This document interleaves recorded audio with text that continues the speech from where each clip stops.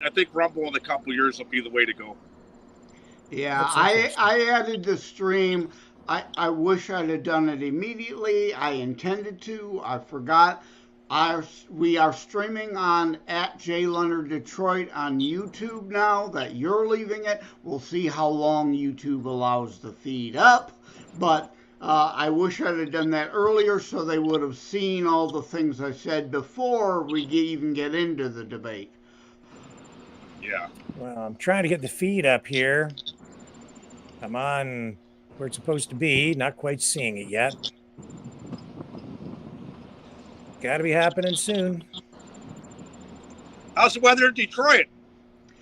I'm south of Detroit. I'm in Wyandotte, a downriver suburb. So we got lucky, and the storms that passed through, some of which went in, I think mostly missed Windsor too. It kind of went to the north of both Detroit and Windsor. So we got lucky. We got some winds, but we didn't get the thunder buckets of rain we were expecting. Well, Leonard, you being only shit I could spit over to Wyandotte, Michigan from here. Right? With all the bullshit with the climate change, this is probably one of the hottest spots in Canada. It has been for a long time. Is us, southwestern Ontario, Detroit, Michigan, right? Believe it or not, it's always hot. It's always humid. This year hasn't been like that. I haven't been running my central air 24/7 like I normally would be, right? But you see these fires, and they're saying that the world's on boiling, Yeah. and it's just a bunch of bullshit. When I look at the Northwest Territories and I see the Northwest Territories, and they're wearing winter jackets at 10 o'clock in the morning. Yeah, thank you for mentioning that. That's exactly right. Yes, the climate changes. It shifts, it cycles, always has, always will. They're Right. trying to focus on the heat wave some places and indeed ignoring like Michigan and Ontario, where we're actually having a cooler cycle. We have not hit 100 degrees one time this summer. And Right. the 90-degree days, I could count on one hand. So spare us the bull.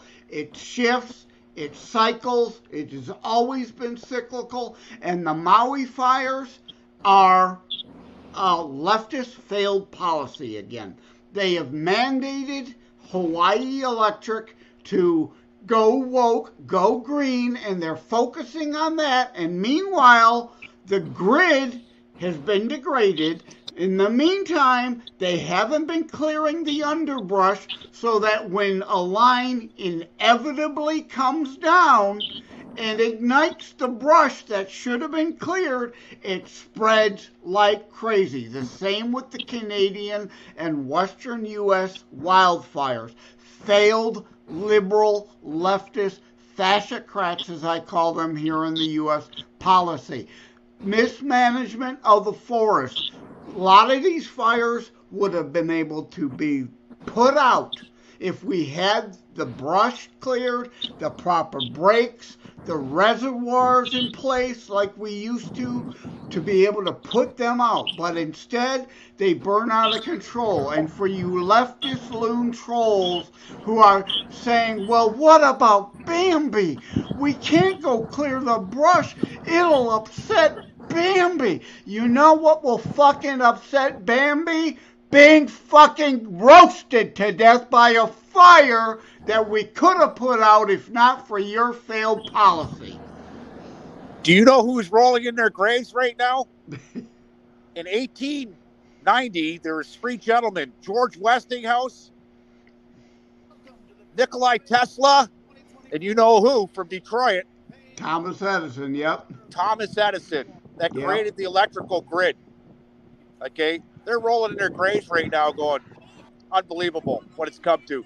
Yeah, mainly thanks to Tesla and the AC, as opposed to the DC that Edison wanted. That would have required stations way too close to each other. So yeah, mostly thanks to Tesla. And the same thing with Edison.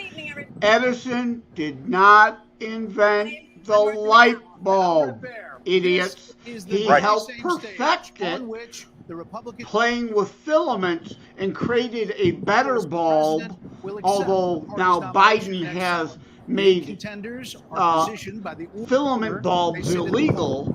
And the same thing with Henry Ford. Didn't invent the automobile, Mercedes didn't invent the assembly line, but he perfected it. So we've got the debate up. I am not seeing the feed from Tucker Carlson yet. Former Vice President Mike. This feed is freezing a little bit. They're probably working through issues again. Again, you know, you watch one now, watch the other later. There will be replays of both, so you're not missing anything. South Carolina Senator Tim Scott.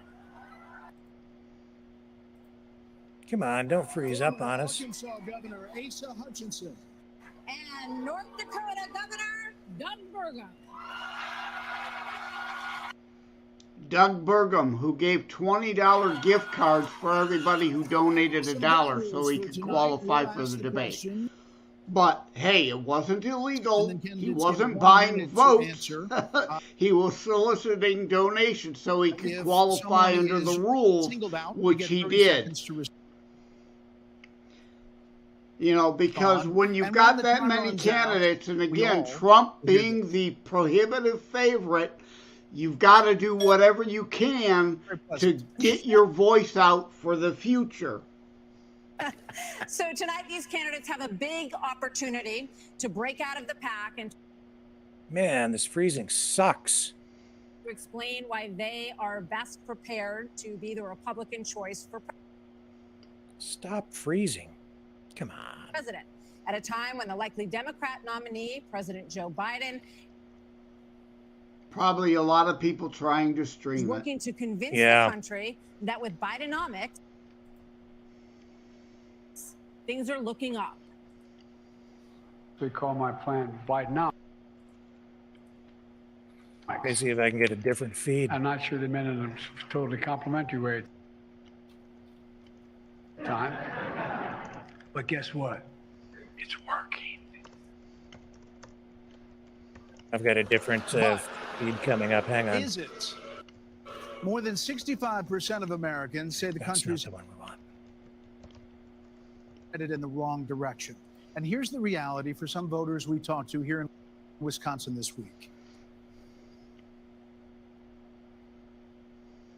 We have noticed a dramatic increase in prices at the grocery store just across the board. Gas is high and food is high. A lot of people's out here homeless because they can't buy food. It's tough when you get mortgage rates at 7-8% versus 2 to 3. It's just you can't afford a house anymore. Inflation is ridiculous. It's killing us out here. As we sit here tonight, the #1 song on the Billboard chart is called Rich Men North of Richmond. It is by a singer from Farmville, Virginia, named Oliver Anthony. His lyrics speak of alienation, of deep frustration with the state of government and of this country. Washington, D.C. is about 100 miles north of Richmond. Richmond, north of Richmond, Lord. Sorry about the freezing, folks. Wanna have total control. Wanna know what you think. Wanna know what you do. And they don't think you know. But I know that you do. 'Cause your dollar ain't shit. And it's tax to no end. Cause a rich man. Cause a rich man. So, Governor DeSantis, why is this song striking such a nerve in this country right now? What do you think it means? Here we go. Our country is in decline. This decline is not inevitable. It's a I've got another choice. feed. Can you hear me, Rick? Bring it up for you. Here we go. No. Can you hear me, Leonard? Yes, I can Sorry. hear you. That guy deserves a Grammy. Oh, absolutely. Him and Jason Aldean need to tie for the Grammy. Try that in a small town also. You've heard that one too, right? 100%, yeah. And of course, they're trying to paint Jason Aldean as racist somehow, despite the video showing criminals engaging in criminal activity of all shapes, sizes, and colors. But of course, the left thinks of crime and thinks black people. So tell me who the racists really are, right? Yeah. And now with Oliver Anthony or Anthony Oliver, I always forget which way that name goes. They're trying to accuse him of being fat phobic because he's talking about welfare queens. Yeah. It's like, it's the 5 Ds. Dodge, deflect, distract, distort, deny. Thank you. Governor Christie, do you agree with Governor DeSantis just said there? And why would you be better on the economy? Working on the feed, folks. Sorry. Than him. Well, look, I do agree predominantly with what Governor DeSantis just laid out. I think that if you asked every one of us up here, they are all going to agree on the domestic policy. What is going to set them apart, again, I said, Haley's going to attack Vivek over I've had an opportunity to foreign. vote against spending package after spending package after spending package. What we also need to understand is that Joe Biden's Bidenomics has led to the loss of $10,000 of spending power for the average family. When you see 16% inflation, your gas is up 40%, your food is up 20%, your electricity is up 20%. We can stop that by turning the spigot off in Washington, sending the money back to the states, and allowing the decisions to be made at their own houses. I helped write the Tax Cuts and Jobs Act in 2017. We cut taxes for a single mom like the one that raised me by 70%, for dual households by 60%, returning to the average family $4,000. If you don't send it to Washington, we can't spend it. That's good news for the American people. Okay, but just to follow up, you did, during the Trump administration, you approved 4.4 trillion, 4.1 trillion, 1.7 trillion over the course of that administration. That's a lot of money. There's no doubt that during the Trump administration, when we were dealing with the COVID virus, we spent more money. But here's what happened at the end of our time in the majority. We had low unemployment, record low unemployment, 3.5% for the majority of the population, 70-year low for women. African Americans, Hispanics, and Asians had an all-time low, but our inflation was at 2%. Under Joe Biden, we've seen the exact opposite. We've seen inflation explode, which led to 12 Federal Reserve increases that's devastating home buyers today. Mr. Ramaswamy, you're listening to these answers. If I may, hold on one second. We're going to, so I don't know if I get a chance to respond. He didn't mention you specifically, but we'll be with you in a second, Mr. Vice President. Mr. Ramaswamy, listening to all of this, why should voters choose you over more experienced politicians on this stage? You're basically, a blank slate for people. You're 38 years old. You've said that you only voted in 2 presidential elections before this moment, this political race. So first, let me just address a question that is on everybody's mind at home tonight. Who the heck is this skinny guy with a funny last name, and what the heck is he doing in the middle of this debate stage? Like an alien. I'll tell you, I'm not a politician, Brett. You're right about that. I'm an entrepreneur. My parents came to this country with no money 40 years ago. I have gone on to found multi-billion-dollar companies. I did it while marrying my wife, Apoorva. raising our 2 sons, following our faith in God. That is the American dream. And I am genuinely worried that that American dream will not exist for our 2 sons and their generation unless we do something about it. And I do think, Brett, is going to take an outsider, because for a long time we have professional politicians in the Republican Party who have been running from something. Now is our moment to start running to something, to our vision of what it means to be an American today. If you have a broken car, you don't turn over the keys to the people who broke it again. You hand it over to a new generation to actually fix the problem. That's why I'm in this race, and we're just getting warmed up. All right, to you, Governor Haley. So why are you better positioned to turn around this economy that we've heard all of these voters talking about tonight than Mr. Ramaswamy, who is a successful entrepreneur nationally right now? He's beating you in the polls. Well, I don't care about polls. What I care about the fact is that no one is telling the American people the truth.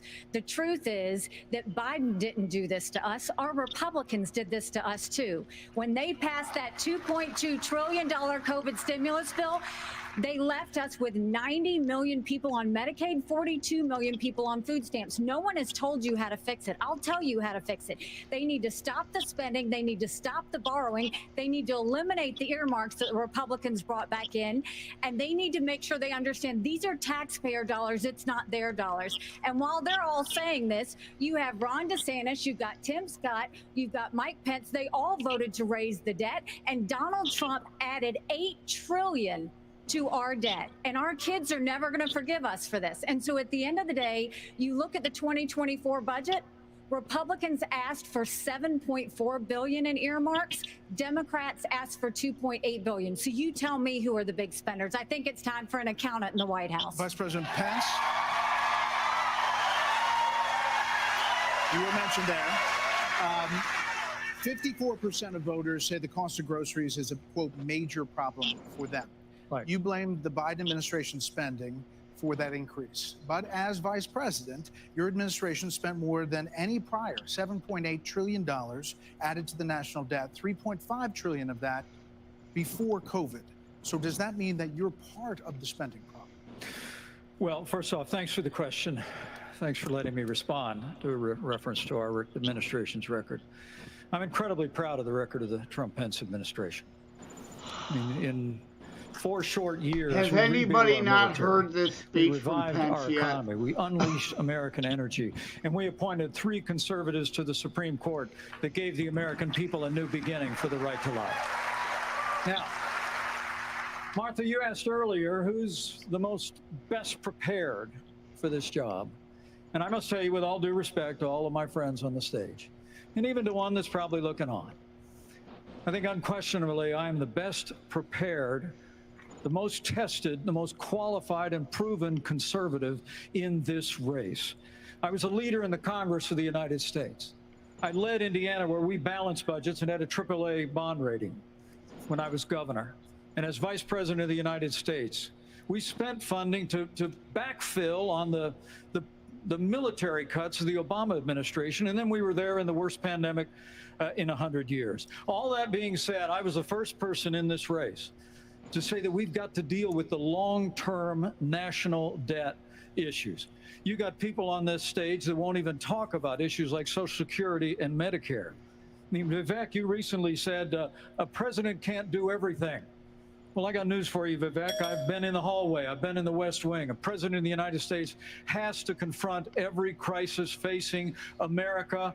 I will put our nation back on the path to growth and prosperity and restore fiscal responsibility. I agree. Just as I did in Congress. I agree with him on the Social Security thing. We cannot continue to let it down the road to bankruptcy.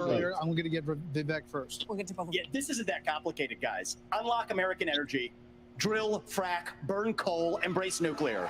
Put people back to work by no longer paying them more to stay at home. Reform the U.S. Fed, stabilize the U.S. dollar, and go to war. The only war that I will declare as U.S. president will be the war on the federal administrative state that is the source of those toxic regulations acting like a wet blanket on the economy. So I'm not sure I exactly understood Mike Pence's comment, but I'll let you all parse that out. For me, it's pretty simple. That's something a U.S. president can do with focus, and I'll deliver on it. Well, let me explain it to you. Let me explain it to you, Vivek, if I can. I'll go slower this time. I sometimes struggle with the reading Look, comprehension. I was a House conservative leader before it was cool. I actually pushed a deficit reduction act. That was the last time we actually reduced the national debt in the United States, when I was the leader of House conservatives. I balanced budgets and cut taxes when I was governor. I mean, look, Joe Biden has weakened this country at home and abroad. Now is not the time for on-the-job training. We don't need to bring in a rookie. We don't need to bring in people without experience. We need to bring It's 30 seconds when you have a rebuttal, okay? And you are up, Governor DeSantis. So here's the thing. Why are we in this mess? Part of it, and a major reason, is because how this federal government handled COVID-19 by locking down this economy. It was a mistake. It should have never happened. And in Florida, we led the country out of lockdown. We kept our state free and open. And I can tell you this, as your president, I will never let the deep state bureaucrats lock you down. You don't take somebody like Fauci and coddle him. You bring Fauci in, you sit him down, and you say, Anthony, you are fired. As I pointed out before That's the pretty debate, good. DeSantis got attacked by Chris for locking down Florida. He's not being fully honest there. Memorized pre-prepared slogans out of the way. We can actually have a real discussion now. The reality and the fact of the matter is... Was that one of yours? Not really, Mike, actually. We're just going to have some fun tonight. And the reality is, you have a bunch of people, professional politicians, super PAC puppets, following slogans handed over to them by their 400 super PACs last week. The real choice we face in this primary is this. Do you want a super PAC puppet, or do you want a patriot who speaks the truth? Do you want incremental reform, which is what you're hearing about, or do you want revolution? Okay. And I stand on the side of the American Revolution. We're going to take control back here. We need everyone to have a moment on the economy. Yeah. I think that's fair. Can I address the there are COVID two people issue who that the have governor not. brought up? We're going to get back to that. We are. There are two people who we have not heard from yet. So let's hear from Governor Burgum and then from Governor Hutchinson on the economy, sir. Well, great. Thank you, Martha. And of course, I'm from a town of 300 people. It's a big deal to make it on this stage with all these folks.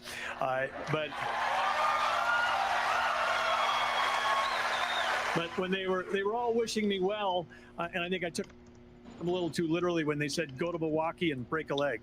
So, but I do want to say on this, we're missing something. We can't just talk about the Biden economy, because the economy, energy, and national security are all tied together. Of course, we're paying too much for our energy in our state, in our country right now. But part of the reason why is because of the Biden policies on energy. We've got a plan right now, the $1.2 trillion of Green New Deal spending buried in the Inflation Creation Act is something that is just subsidizing China. If we're going to stop buying oil from the Middle East and start buying batteries from China, we're just trading OPEC for Sinopec. And then belatedly, the Biden administration says, no, we're going to put sanctions on Russian oil. Well, we put sanctions on Russian oil, well, then it's 20% off. Who's buying it? China. So if you buy a battery in this country, you buy a solar panel, it's being produced in a plant in China powered by coal, or it's being powered by oil and gas at 20% off. And every farmer in this country would like to buy diesel at 20% off, just like they're buying it in China. Governor Hutchinson, quickly. Thank you, Grant. Delighted to be here tonight. And let me just tell you that I'm a pro-life governor from a conservative state that have a conservative record in which I lowered taxes in Arkansas as governor. I created a $2 billion surplus that I passed over to my successor, and I made sure that we shrunk the size of government. We have 14% fewer state employees in Arkansas after I left government than when I took over as governor 8 years ago. I tell that because that's what we need in Washington, D.C. We need somebody who can actually constrain the growth of the federal government, that can actually reduce the size, and I've pledged to reduce by 10% our federal non-defense workforce. That's a specific pledge to make that attacks the administrative state. And let me applaud some of the business partners that are here that have had success in business. But let me tell you, I've been a federal prosecutor. I've served our country in terms of being head of the DEA, in Homeland Security, in times of crisis. And while I think that that's experience that is important for the future of our country to be the president of the United States that can lead with positive solutions to be held accountable. Thank you. We have a lot of topics to get to, and I promise we're going to get to everyone if we play within the rules. Okay, next topic. More than 1,000 people are still unaccounted for in Maui after the deadliest U.S. wildfire in more than a century. Hawaii's governor and White House officials said that climate change amplified the cost of human error. And a tropical storm hit California for the first time in 84 years. The ocean hit 101 degrees off the coast of Florida. And in the last month, the heat wave in the Southwest broke records nearly 50 years old. So Alexander Diaz from Young America's Foundation has a question for you. Polls consistently show that young people's #1 issue is climate change. How will you, as both President of the United States and leader of the Republican Party, calm their fears that the Republican Party doesn't care about climate change? So we want to start on this with a show of hands. Do you believe in human behavior is causing climate change? Raise your hand if you do. Look, we're not school children. Let's have the debate. I mean, I'm happy to take it to start. Alexander? So do you want to raise your hand or not?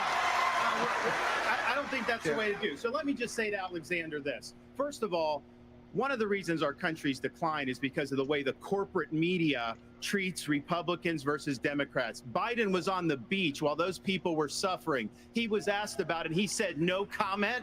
Are you kidding me? As somebody that's handled disasters in Florida, you got to be activated. You've got to be there. You've got to be present. You've got to be helping people who are doing this. And here's the deal. Let's just answer the question. So is that a yes? Or is that a yes? Is that a hand raise? You do not. I think it was a hand raise for him, and it's my hands are in my pockets. No, because no, the I climate didn't change agenda is raise a a hoax. Let us be honest as Republicans. I'm the only person on the stage who isn't bought and paid for, so I can say this. The climate change agenda is a hoax. The climate change agenda is a hoax, and we have to declare independence for it. And the reality is, the anti-carbon agenda is the wet blanket on our economy. And so the reality is, more people are dying of bad climate change policies than they are of actual climate change. Governor Haley, are you bought and paid for? Hold on. In the last century. Listen. I've had enough. Hold on. I've had enough. I've had enough already tonight of a guy who sounds like ChatGPT standing up here. And the last person in one of these debates, Brett, who stood in the middle of the stage and said, what's a skinny guy with an odd last name doing up here, was Barack Obama, and I'm afraid we're dealing with the same type of amateur standing on stage tonight. Come over, give me a hug. Give me a hug just like you did to Obama. The same type of amateur. And you'll help elect me just like you did to Obama, too. Give me that the same type of amateur. Hold on. Governor Haley, would you like to respond? Are you bought and paid for? What I would like to say is the fact that I think this is exactly why Margaret Thatcher said, if you want something said, ask a man. If you want something done, ask a woman.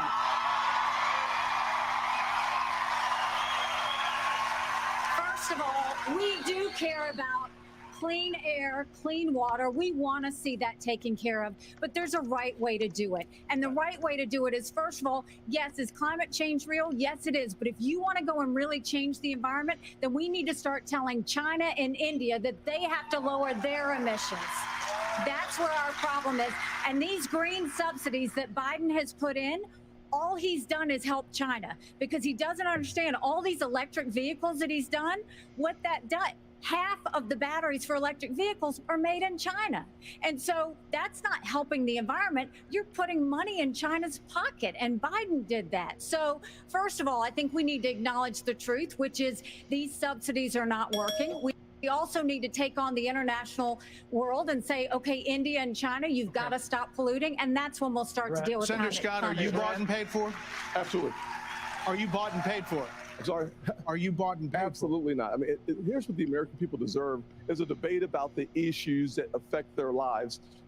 Going back and forth, being childish, is not helpful to the American people to decide on the next leader of our country. Number one, wait a second. Number two, as a kid who grew up in a single-parent household mired in poverty, I wondered, was the American dream real for kids who are devastated by poverty, devastated by the challenges of life? I came to the conclusion that America can do for anyone what she's done for me if We focus on restoring hope, creating opportunities, and protecting America. If we want the environment to be better, and we all do, the best thing to do is to bring our jobs home from China. If we create 10 million new jobs in my Made in America plan, we will have a better economy and a better environment. Let me tell you why I say that, Brett. America, do it quickly. America has cut. I'm a Southern boy, I talk slow. So America, that was quick. America has cut our carbon footprint in half in the last 25 years. The places where they are continuing to increase, Africa, 950 million people. India, over 1 billion. China, over 1 billion. Why would we put ourselves at a disadvantage, devastating our own economy? Let's bring our jobs home. We have a lot of different topics to get to. Yeah, we do. We thank you all. Thank you, Senator Scott. So coming up next, the candidates will weigh in on what could be a defining issue in the 2024 campaign. The first Republican debate continues moments away.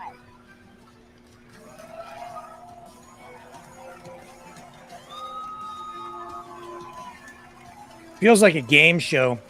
We've got to be a lot smarter in how we talk about women and how we show them that we care. We're going to stand up for the unborn in Washington, D.C. And if you cannot do that, you should not be the nominee for the Republican Party. This is a So how do you think it's going so far, guys? I think Vivek had a great line with the super PAC puppets and is right again on domestic policy, but they've not hit him over parroting Rashida Tlaib and Ilhan Omar about divesting Israel, or his silence on the burning of Christian churches abroad and, protecting Americans. So, and Nikki had a great line, quoting Margie Thatcher, but she's going nowhere. And yet Chris Christie is just as childish as the other ones. Vivek, again, I think he's not really going anywhere. He's got some good talking points and lines, but when people really look at him, he indeed is too inexperienced. We like outsiders, but he's just not ready for prime time. What do you think, Leo? Still in Maui. And I can tell you for one right now, what I want to know. Hey, Leo, you got any thoughts there? I don't know if you can hear me. I don't think he can. He's too busy eating his popcorn. But when Pence came on, Pence the parrot, it didn't matter what the question was going to be. He had his canned stump speech talking point to regurgitate. This is a debate. You need to be fluid. You need to be off the cuff to show you're real. And he showed he's a robot. I thought DeSantis got a good couple of good shots in there. What did you think, Leo? Can you hear us, Leo? Leo? No, he still can't hear us. But no, I thought DeSantis, again, got a few good things in too. But he tried to claim he never locked down or had a mask mandate in Florida. And that's patently untrue. If he says, I did it, I made a mistake, I will never make a mistake like that, I will not be influenced by others to do such an unconstitutional thing again, then I'd say, okay. But he lied. He just lied. He did do some things, though. He brought that roundtable together with discussions on COVID and brought the various doctors in there and so on. So he did take the lead on some things like that, though. Absolutely. Would you not concede that? He's done a lot of good things. But again, that doesn't forgive lying about your record. I like him as Florida governor, and maybe in the future I could support him in a presidential run, but absolutely not this cycle. Again, unless he says, look, I did those things, I was wrong to do those things, it will never happen again, I've learned my lesson, I took some bad advice. Charlie Crist, the Democrat, attacked him from the right on those very things during their Florida governor debate. So, you can't ignore reality. If you're willing to deal in reality, I'm willing to cut you some slack. But if you want to maintain this delusion and lies, I can't support that. Can you hear us now, Leo? Yes, I can hear you now. The Beavis and Butthead looking guy, the Obama looking guy, that claims that he's a billionaire. He's a billionaire, and his kids will never be able to afford the American dream if it keeps going on this way. He's so full of shit. You're a billionaire. Your kids will be all right. In this country, and even in red so he's a liar. Okay, we're going you're back. right, Leo. He needs to say that. I'm well off. I'll do fine, but I want to work for you. What do you say to your party and to your state, which today confirmed a 6-week abortion law as well, especially the impact on women suburban voters across this country?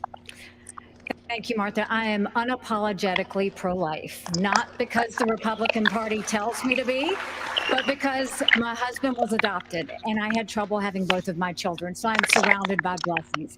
Having said that, we need to stop demonizing this issue. This is talking about the fact that unelected justices didn't need to decide something this personal, because it's personal for every woman and man. Now it's been put in the hands of the people. That's great. When it comes to a federal ban, let's be honest with the American people and say it will take 60 Senate votes. It will take a majority of the House. So in order to do that, let's find consensus. Can't we all agree that we should ban late-term abortions?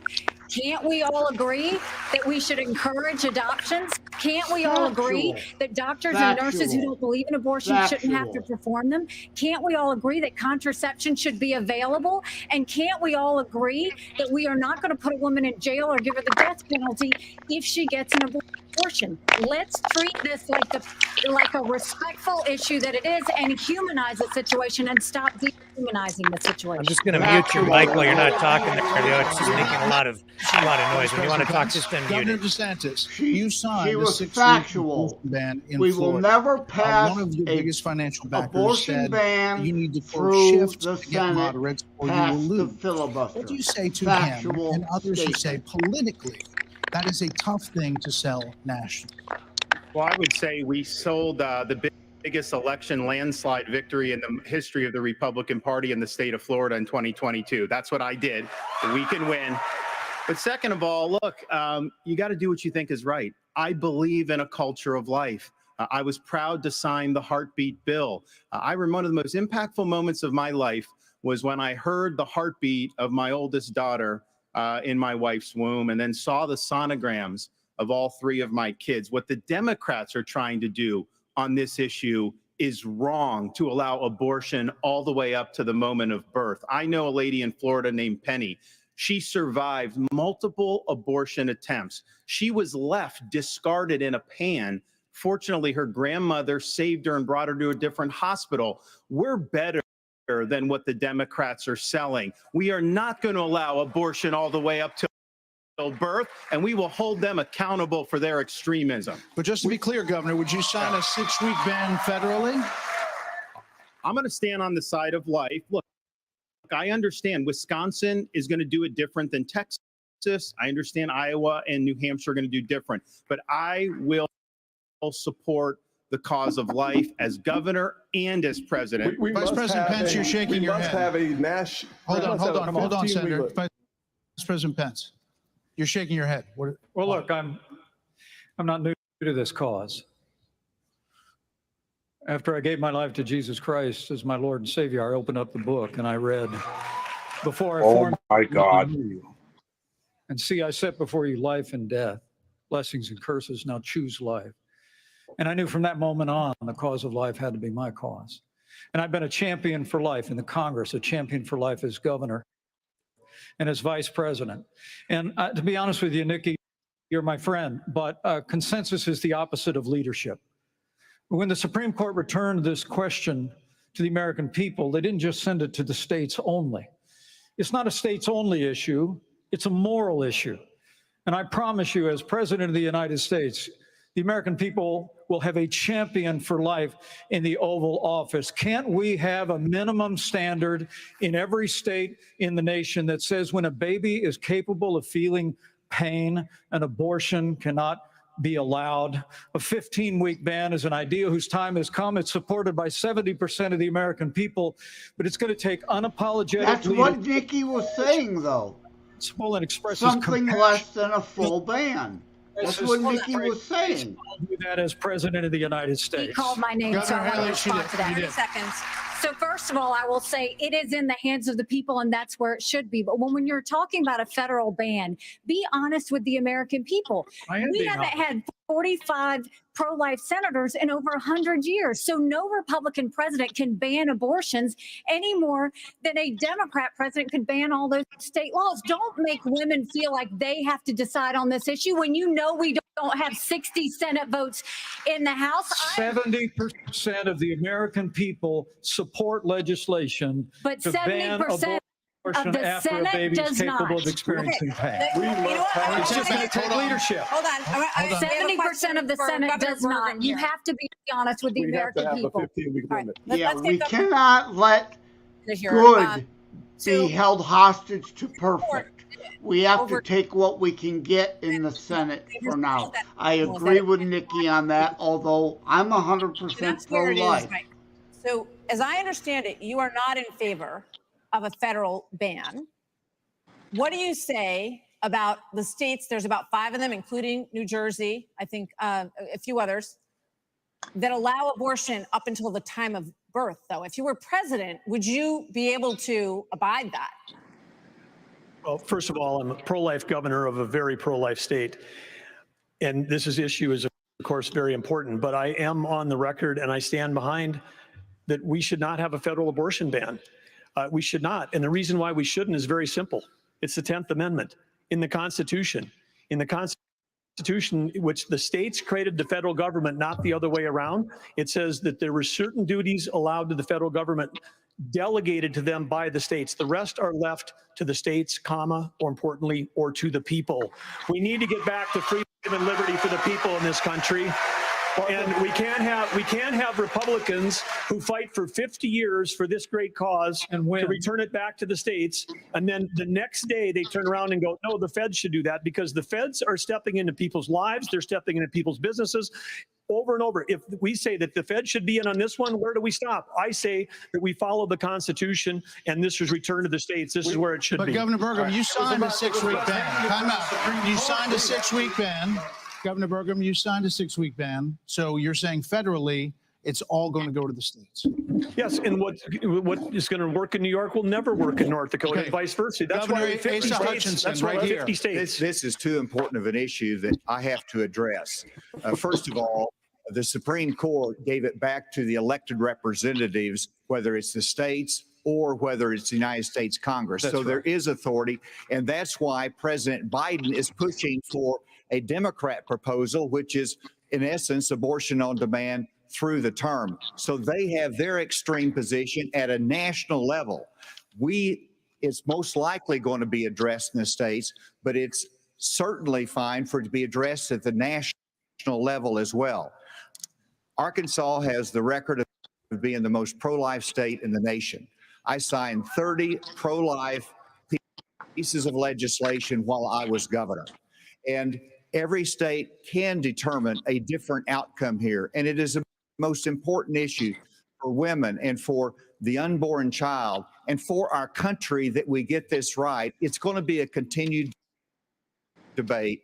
Let's talk about it in terms of compassion, in terms of protecting the life, and also understanding how we have to enhance adoption services, how we have to enhance maternal care. Those things we've done in Arkansas and are important for our nation's future. There are a lot of issues that are very important. They all have some valid points. You know, we're going to have disagreements here. They all have valid points. The 14th Amendment does apply. On demand up until the day of birth. That is immoral. It is unethical. It is wrong.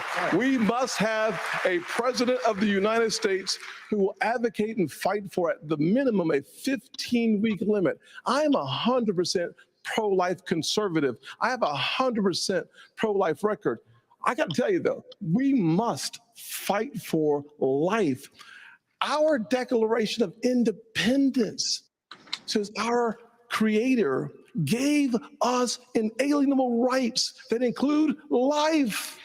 That is a list. That is an issue we must solve. We can't leave it to Illinois. We can't leave it to Minnesota. We can't leave it to Illinois. We must solve that issue with a 15-week limit at a minimum. Brett, I think we're all pro-life, but what I would love is for someone to ask Biden and Kamala Harris, are they for 38 weeks? Are they for 39 weeks? Are they for 40 weeks? Because that's what the media needs to be asking. All right, another issue is America and the crime crisis, the homelessness crisis.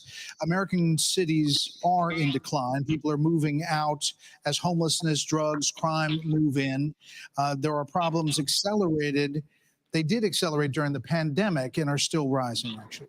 Murders in Los Angeles, New York, Chicago, all up 30% between 2019 and 2022. Homelessness is up 11%, the largest jump in recorded history. Vice President Pence, a lot of this began in the COVID era.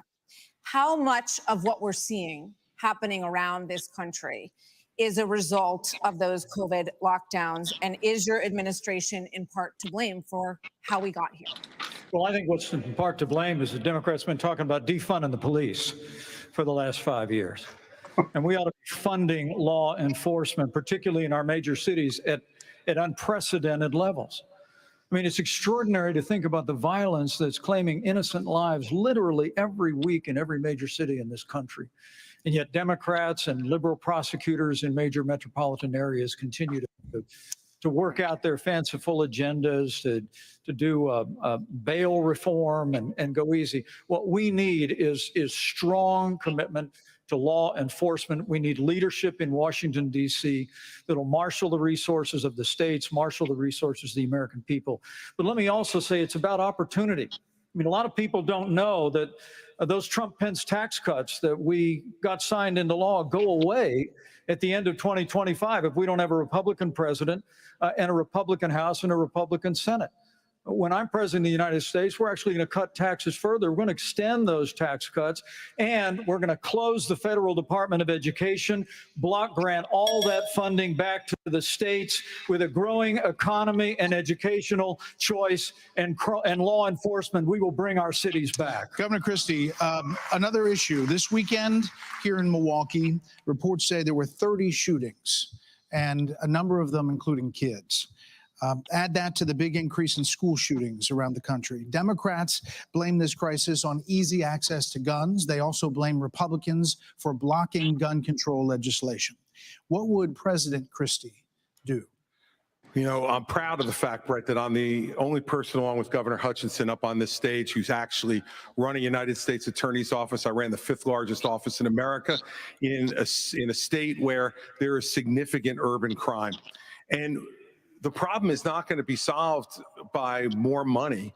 The problem is that these prosecutors in these localities in the states are refusing to do their job and to arrest violent criminals. So what a President Christie would do is appoint an attorney general who would instruct each of the 93 U.S. attorneys that they are to take over the prosecution of violent crime in every one of those cities that are failing to do so. We have plenty of room in the federal prisons to lock up these violent criminals and clean up what's going on all across this country in these individual cities. Secondly, what we need to make sure that each and every one of these criminals understand is that the laws apply to everybody. And when Hunter Biden fills out a fake application, a false application for a gun permit, and then is facing a 10-year mandatory minimum, which was mandated by legislation sponsored by his father, and then you have a Justice Department that walks away from those charges, we're telling people that the law doesn't apply to everybody. In a Christie administration, he would go to jail for 10 years. What about a President Ramaswamy? What does a President Ramaswamy do about guns? So the reality is we have a crime wave in this country and we know how to fix it. The question is, do we actually have the spine to do it? More cops in the streets who are on the streets able to do their jobs without looking over their shoulder for getting sued. And we also have a mental health epidemic in this country. Just over the same period that we have closed mental health institutions, we have seen a spike in violent crime. Do we have the spine to bring them back? I think we should. As president, I will. But it's not just drugging up people in those psychiatric institutions with Zoloft and Seroquel. It's a deeper issue. I think faith-based approaches can play a role here too. We're in the middle of a national identity crisis. And I say this as a member of my generation. The problem in our country right now, the reason we have that mental health epidemic, is that people are so hungry for purpose and meaning at a time when family, faith, patriotism, hard work have all disappeared. What we really need is a tonal reset from the top, saying that this is what it means to be an American. Yes, we will stand for the rule of law. Yes, we will close the southern border where criminals are coming in every day. And yes, we will back law enforcement because we remember who we really are. And that's also how we address that mental health epidemic in the next generation that is directly leading to violent crime. Can I speak on Governor DeSantis really quickly? Governor DeSantis. We don't have an identity crisis, Yvette. We're not looking for a new national identity. The American people are the most faith-filled, freedom-loving, idealistic, hardworking people the world has ever known. We just need government as good as our people. Well, Mike, I think the difference is you might have some others that like you may have on the stage. It's Morning in America speech. It is not Morning in America. We live in a dark moment, and we have to confront the fact that we're in an internal sort of cold cultural civil war. And we have to recognize that people with the failed government in Washington, D.C. We just need government as good as our people again. So I guess, let me just finish addressing that slogan because I don't know what that slogan means. We need to shut down the administrative state. That's actually how we translate it. Crime has been on the rise in Florida, Governor DeSantis. How do you stop crime? Well, actually, crime's at a 50-year low in Florida. We're happy with that. Well, the statewide, it's a 50-year low. And so here's the thing. These hollowed out cities, this is a symptom of America's decline. And one of the biggest reasons is because you have George Soros funding these radical left-wing district attorneys. They get into office and they say they're not going to prosecute crimes they disagree with. The inmates start running the asylum. There's one guy in this entire country that's ever done anything about that. Me. When we had two of these district attorneys in Florida elected with Soros funding who said they wouldn't do their job, I removed them from their posts. They are gone. And as president, we are going to go after all of these people because they are hurting the quality of life and they are victimizing innocent people in every corner of this country, and it will stop. That is a DeSantis strong point.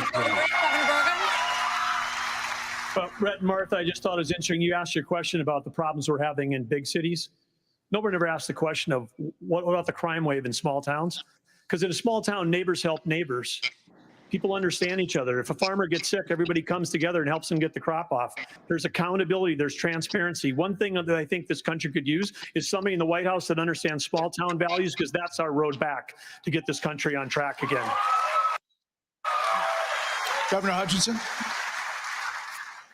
As former head of the DEA, I understand the drug crisis in America. And right now, whenever you look at the challenges in our inner city, there's three simple words that would be helpful. One, enforce the law when it comes to crime. Secondly, let's deal with the challenge of fentanyl. And it's both about stopping the fentanyl coming from Mexico, but it's also about education of our young people, making sure that we have the tools that are needed for addiction counseling. That's what we expanded in Arkansas as well. Whenever you look at the underlying challenge of America, though, no one likes to see an America with smash and grab in our inner cities. As president of the United States, that will stop. It starts at the top with the respect for our justice system that a former president who's under indictment has undermined by attacking attacking judges, by attacking prosecutors, by attacking the system and saying he's aggrieved. And so we have to have respect for our justice system and the rule of law, and it starts at the top with the President of the United States. Brett, thank you. Hold on. Take a break. So, speaking of that, right now you are looking live at Fulton County Jail, where former President Donald Trump will be processed tomorrow. So next, the candidates will have an opportunity to talk about the coming trials of Donald Trump. Wow, Rick. I think if DeSantis plays his cards right, he's the best speaker of all of them tonight. Yep. Okay. If he plays his cards right and Donald Trump takes him on as the vice president of the United States, you will see DeSantis can't happen as the president one day. Can't happen. You cannot have a president and vice president from the same state. It's part of our constitutional checks and balances. Cannot, will not happen unless if Trump or DeSantis is going to move. If Trump moves back to New York, it could happen. It's the same reason why Dick Cheney had to move from Texas to Wyoming to be G.W. Bush's VP. Now, DeSantis scores great points on the removal of the Soros DAs. That is a strong point. He needs to keep focus on that strong point. Now, the pro-life issue. I'm pro-life, but like I said earlier, principles, not personalities. We got to deal in reality. I agree 14th Amendment applies. I said right after the Dobbs case, great that the SCOTUS discovered the 10th Amendment again, finally, while completely ignoring the 14th Amendment. So can there be a federal ban? Yes. But again, Nikki Haley, while I would never support her for president, she was great as South Carolina governor. She did a great job for Trump at the UN. I wouldn't support her for president. She is right. As of now, and for the foreseeable future, no pro-life legislation will get past 60 filibuster votes in the Senate. So we have to focus at the states until a decade passes, and we may be able to change the Senate, which would allow us to do federal legislation. All valid points. We have to deal in reality. Well, here's the reality. Trump could move to the fucking moon, okay? He's going to be the next president of the United States, hands down. These guys, what have they got? 18% amongst all of them. Amongst all of them, 18%. With DeSantis as the front runner out of 6 or what is there, 7 people I see? Okay. Yeah. Trump could move to the fucking moon. He will be running the Republican Party. You watch. Oh, no question. I'm not doubting that. But he's not going to move to the vice president of the United States. That's my bet. We're in a bet in town over here. We got Caesars a half mile. $100. Can't happen. Trump's not going to move. Canadian or American? Your pick. Canadian. Trump is not going to move to let DeSantis be the VP. And DeSantis can't move because he's currently Florida governor. You're dealing in a delusion. We've got to deal in reality. Like I said, Trump will move to the moon.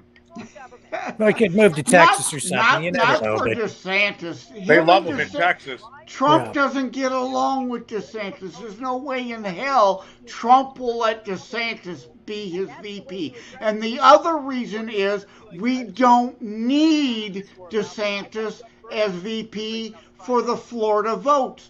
We've already got the Florida votes. You need a VP that brings other votes.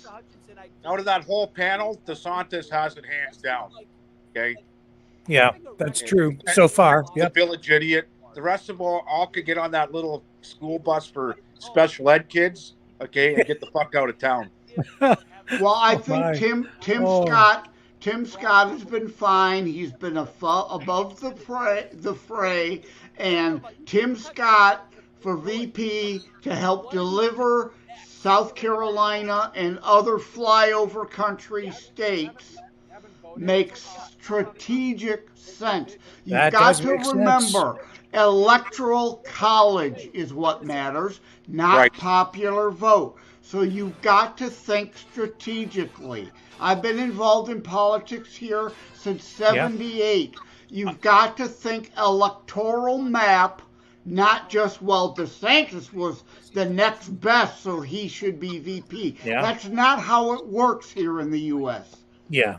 Here we go. Education. But we are going to take a brief moment and talk about the elephant not in the room. Former President Trump has been indicted in 4 different states on 91 counts. He will be processed tomorrow in Georgia at the Fulton County Jail for charges relating to the 2020 election loss. You all signed a pledge to support the eventual Republican nominee. If former President Trump is convicted in a court of law, would you still support him as your party's choice? Please raise your hand if you would.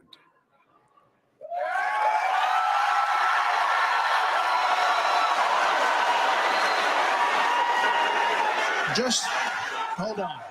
So just to be clear, Governor Christie, you were kind of late to the game there, but you raised your hand? No, I'm doing this. Look, I'm doing this. And I know you didn't. Whoa. No.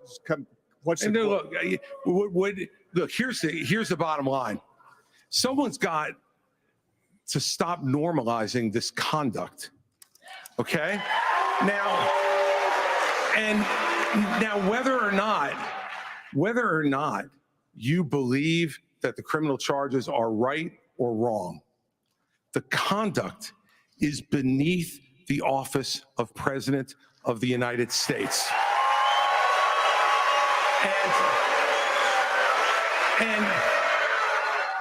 And you know, this is the great thing about this country. Booing is allowed, but it doesn't change the truth. It doesn't change the truth. Mr. Ramaswamy, you raised your hand supporting. I'd like to get in and respond. Let's just speak the truth, okay? President Trump, I believe, was the best president of the 21st century. It's a fact. And Chris Christie, honest to God, your claim that Donald Trump is motivated by vengeance and grievance would be a lot more credible if your entire campaign were not based on vengeance and grievance against one man. And if people at home want to see a bunch of people blindly bashing Donald Trump without an iota of vision for this country, they could just change the channel to MSNBC right now. But I'm not running for president of MSNBC. I am running for president of the United States. We're skating on thin ice, and we cannot set a precedent where the party in power uses police force to indict its political opponents. It is wrong. We have to end the weaponization of justice in this country. 30 seconds, Governor, 30 seconds. You know, let me tell you I'm sorry. 30 seconds, Governor You Christie. make me laugh because you sit here in an answer. You sit here in an answer right. Hold on one second. Oops. You sit here in an answer. Go ahead, Governor Christie. Hold on, Governor Christie. Hold on. Well, so listen, the more time we spend doing this, the less time they can talk about issues you want to talk about. So let's just get through this section. Governor Christie. You sit here talking about how you want to stand up for the rule of law. Yes. And law and order. And the fact is that it can't be selective. In your book, you had much different things to say about Donald Trump than you're saying here tonight.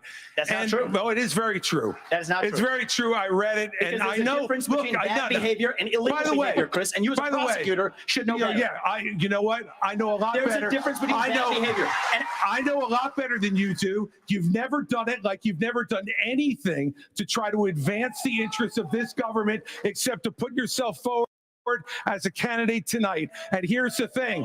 We've stood up for law and order. I did it as U.S. attorney. I did it as governor. And I am not going to bow to anyone when we have a president of the United States who disrespects the Constitution. He said, Get your MSNBC He said, these are politicized indictments, Martha, and we have to call out the truth. Martha, it's important to say that the president said, Donald Trump said, it's okay to suspend the Constitution.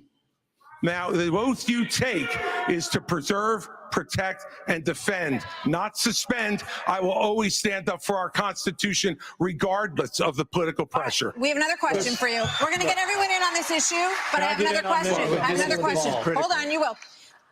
All right. So President Trump's former vice president is on this stage tonight. He has faced hecklers on the campaign trail over his actions on January the 6th.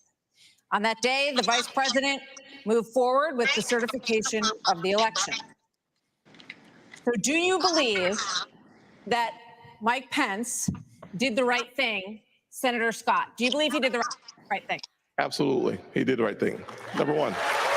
Number two, we should be asking ourselves a bigger question about the weaponization of the Department of Justice. When I'm president, the first thing I'll do is fire Merrick Garland. Second thing I'll do, fire Christopher Wray, because we need Lady Justice to wear a blindfold. Without that, no one has confidence in our justice system. 17% of Republicans have confidence in our Department of Justice. Here's why. We keep seeing not only the weaponization of the Department of Justice against political opponents, but also against parents who show up at school board meetings. They're called, under this DOJ, they're called domestic terrorists. But that's not shut down the FBI. Actually have the courage to get it right. Mr. Ramaswamy. Let me finish my comments. Yes. Not only that, in addition to that, we see the SWAT team show up at pro-life activist homes with guns drawn because this DOJ uses their power, uses their authority, not just against political opponents, but against conservatives and conservative causes. It is time for a change in America, and I will bring that change to the greatest nation on God's green earth. We have an important... Governor DeSantis, do you believe that Mike Pence did the right thing? Scott just scored some points there. To do. We need to end the weaponization of these federal agents. Right, but I will do that. That's not the question. I know, but here's the thing. This election is not about January 6th of 2021. It's about January 20th of 2025 when the next president is going to take office. I know what the Democrats would like to do. They want to talk about all these other issues, but we've got to focus on your future. We've got to focus on reversing the decline of our country. Right. I learned in the military, I was assigned with U.S. Navy SEALs in Iraq, that you focus on the mission above all else. You can't get distracted. So Republicans, we've got to look forward, and we've got to make sure that we're bringing the message that can win in November 2021. Did not answer the question. Vice President Pence, what do you think, Vice President, is to support and defend the Constitution of the United States? I think the American people deserve to know whether everyone on this stage agrees that I kept my oath to the Constitution that day. There's no more important duty. So answer the question. I've answered this before. So yes. Why are we? Mike did his duty. I got no beef with him. But here's the thing: is this what we're going to be focusing on going forward? The rehashing of this? I'll tell you, Governor the DeSantis, Democrats would love that, and they will win if we let them get away with it. I'm not letting Biden hang out in the basement this time. We're going to run him ragged around this country, and we're going to hold him accountable. Let me just say, Governor DeSantis, we spent an hour talking about policy. Former President Trump is beating you by 30, 40 points in many polls. So it is a factor in the GOP primary. Governor Hutchinson, you did not raise your hand. I did not raise my hand because there's... Brett is right there. We have to cover everything. And over a year ago, I said that Donald Trump was morally disqualified from being president again as a result of what happened on January 6th. More people are understanding the importance of that, including conservative legal scholars who says he may be disqualified under the 14th Amendment from being president again as a result of the insurrection. This is something that could... And yet no one is charged with insurrection. Trump is and not under the charged with Constitution. insurrection. And so, obviously, I'm not going to support somebody who's been convicted of a serious felony or who is disqualified under our Constitution. And that's consistent with RNC rules. And I hope everybody would agree with me. We're going to get you a lot more time. We're going to move on. No, we're going to. Martha, can I answer the question? Can I get in on it? Okay, I'd like to answer. I've already been on it, Vice President Pence. All right, I'd like to answer the question you asked and not give a pre-canned speech. Mike Pence stood for the Constitution. And he deserves not grudging credit. He deserves our thanks as Americans for putting his oath of office and the Constitution of the United States before personal, political, and unfair pressure. And the argument that we need to have in this party before we can move on to the issues that Ron talked about is we have to dispense with the person who said that we need to suspend the Constitution to put forward his political career. Mike Pence said no, and he deserves credit for it. Okay. Governor Haley, we haven't heard from you on this. Do you agree? Do you agree that Vice President Pence did the right thing that day or not? I do think that Vice President Pence did the right thing. And I do think that we need to give him credit for that. But what I will also tell you is, look, I mean, when it comes to whether President Trump should serve or not, I trust the American people. Let them vote. Let them decide. But what they will tell you is that it is time for a new generational conservative leader. We have to look at the fact that 3/4 of Americans don't want a rematch between Trump and Biden. And we have to face the fact that Trump is the most disliked politician in America. We can't win a general election that way. Governor Burgum? Governor Burgum? It's Governor Burgum opportunity. Happy to answer the question. Mike Pence did the right thing on January 6th.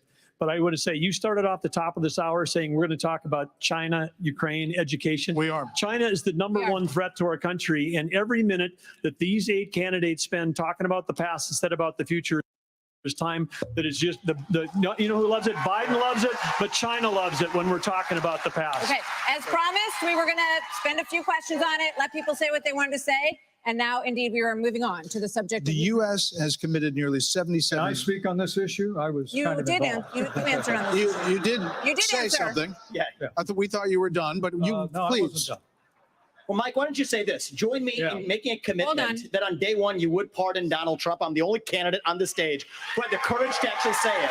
That is how we move our nation forward. I don't know and why turn the you page assume forward. that That's Donald exactly Trump right. will be convicted of these crimes. You should be able to make a commitment. The same justice system that was this That's corrupt. the difference between you and me. Yeah, I'm not a professional politician. That's the difference. Who can answer a question? I've actually given pardons when I was governor of the state of Indiana. It usually follows a finding of guilt and contrition by the individual that's been convicted. So if I'm president of the United States, we'll give fair consideration to any pardon request. But if I may, you know, it's not about looking back at January 2021. It's about January 20th, 2017. I put my left hand on Ronald Reagan's Bible. I raised my right hand. And I took an oath to support and defend the Constitution of the United States. And it ended with a prayer, so help me God. It was a promise that I made to the American people, but I also made it to my Heavenly Father. Every day for 4 years, I sought to keep that oath. And everyone on this stage needs to make it clear whether or not they'll do the same if they earn this job and the confidence of the American people. Now, look, I've made it clear. I had hoped that the issues surrounding the 2020 election and the controversies around January 6th had not come to this, had not come to criminal proceedings. I would rather they had been resolved by the American people and the American people alone. But no one's above the law, and President Trump is entitled to the presumption of innocence that every American is entitled to, and we will make sure and extend that to him. But the American people deserve to know that the president asked me in his request that I reject or return votes unilaterally, power that no vice president in American history had ever exercised or taken. He asked me to put him over the Constitution. And I chose the Constitution, and I always will. I had no right to overturn the election, and Kamala Harris will have no right to overturn the election when we beat them in 2024. Thank you, Vice President Pence. Now we are moving on to other issues. The U.S. has committed nearly $77 billion in aid to the Ukraine war. The administration is now asking Congress for $24 billion more. Regardless of that, the specifics of that plan, is there anyone on stage who would not support the increase of more funding to Ukraine? We would not support it. Europe needs to step up. I mean, I would have Europe step up and do their job. All right, Mr. Ramaswamy, but you're saying you would not too, Governor DeSantis? I will have Europe pull their weight. Right now, they're not doing that. You would not support and I think more we need funding? to do, and I think our support should be contingent on them doing it. And I would have support in China to be able to take China and do what we need to do with China. Mr. Ramaswamy, you would not support an increase of funding to Ukraine? I would not. And I think that this is disastrous, that we are protecting against an invasion across somebody else's border when we should use those same military resources to prevent across the invasion of our own southern border here in the United States of America. We are driving Russia further into China's hands. The Russia-China alliance is the single greatest threat we face. And I find it offensive that we have professional politicians on the stage that will make a pilgrimage to Kyiv, to their Pope, Zelensky, without doing the same thing for people in Maui or the south side of Chicago or Kensington. I think that we have to put the interests of Americans first, secure our own border instead of somebody else's. And the reality is, this is also how we project strength by making America strong at home. All right, we heard the names. Governor Christie first. All right, look. I did go to Ukraine, and I went to Ukraine because I wanted to see for myself what Vladimir Putin's army was doing to the free Ukrainian people. And let me tell you, I want you all to look around this arena tonight and imagine that every one of these seats was filled.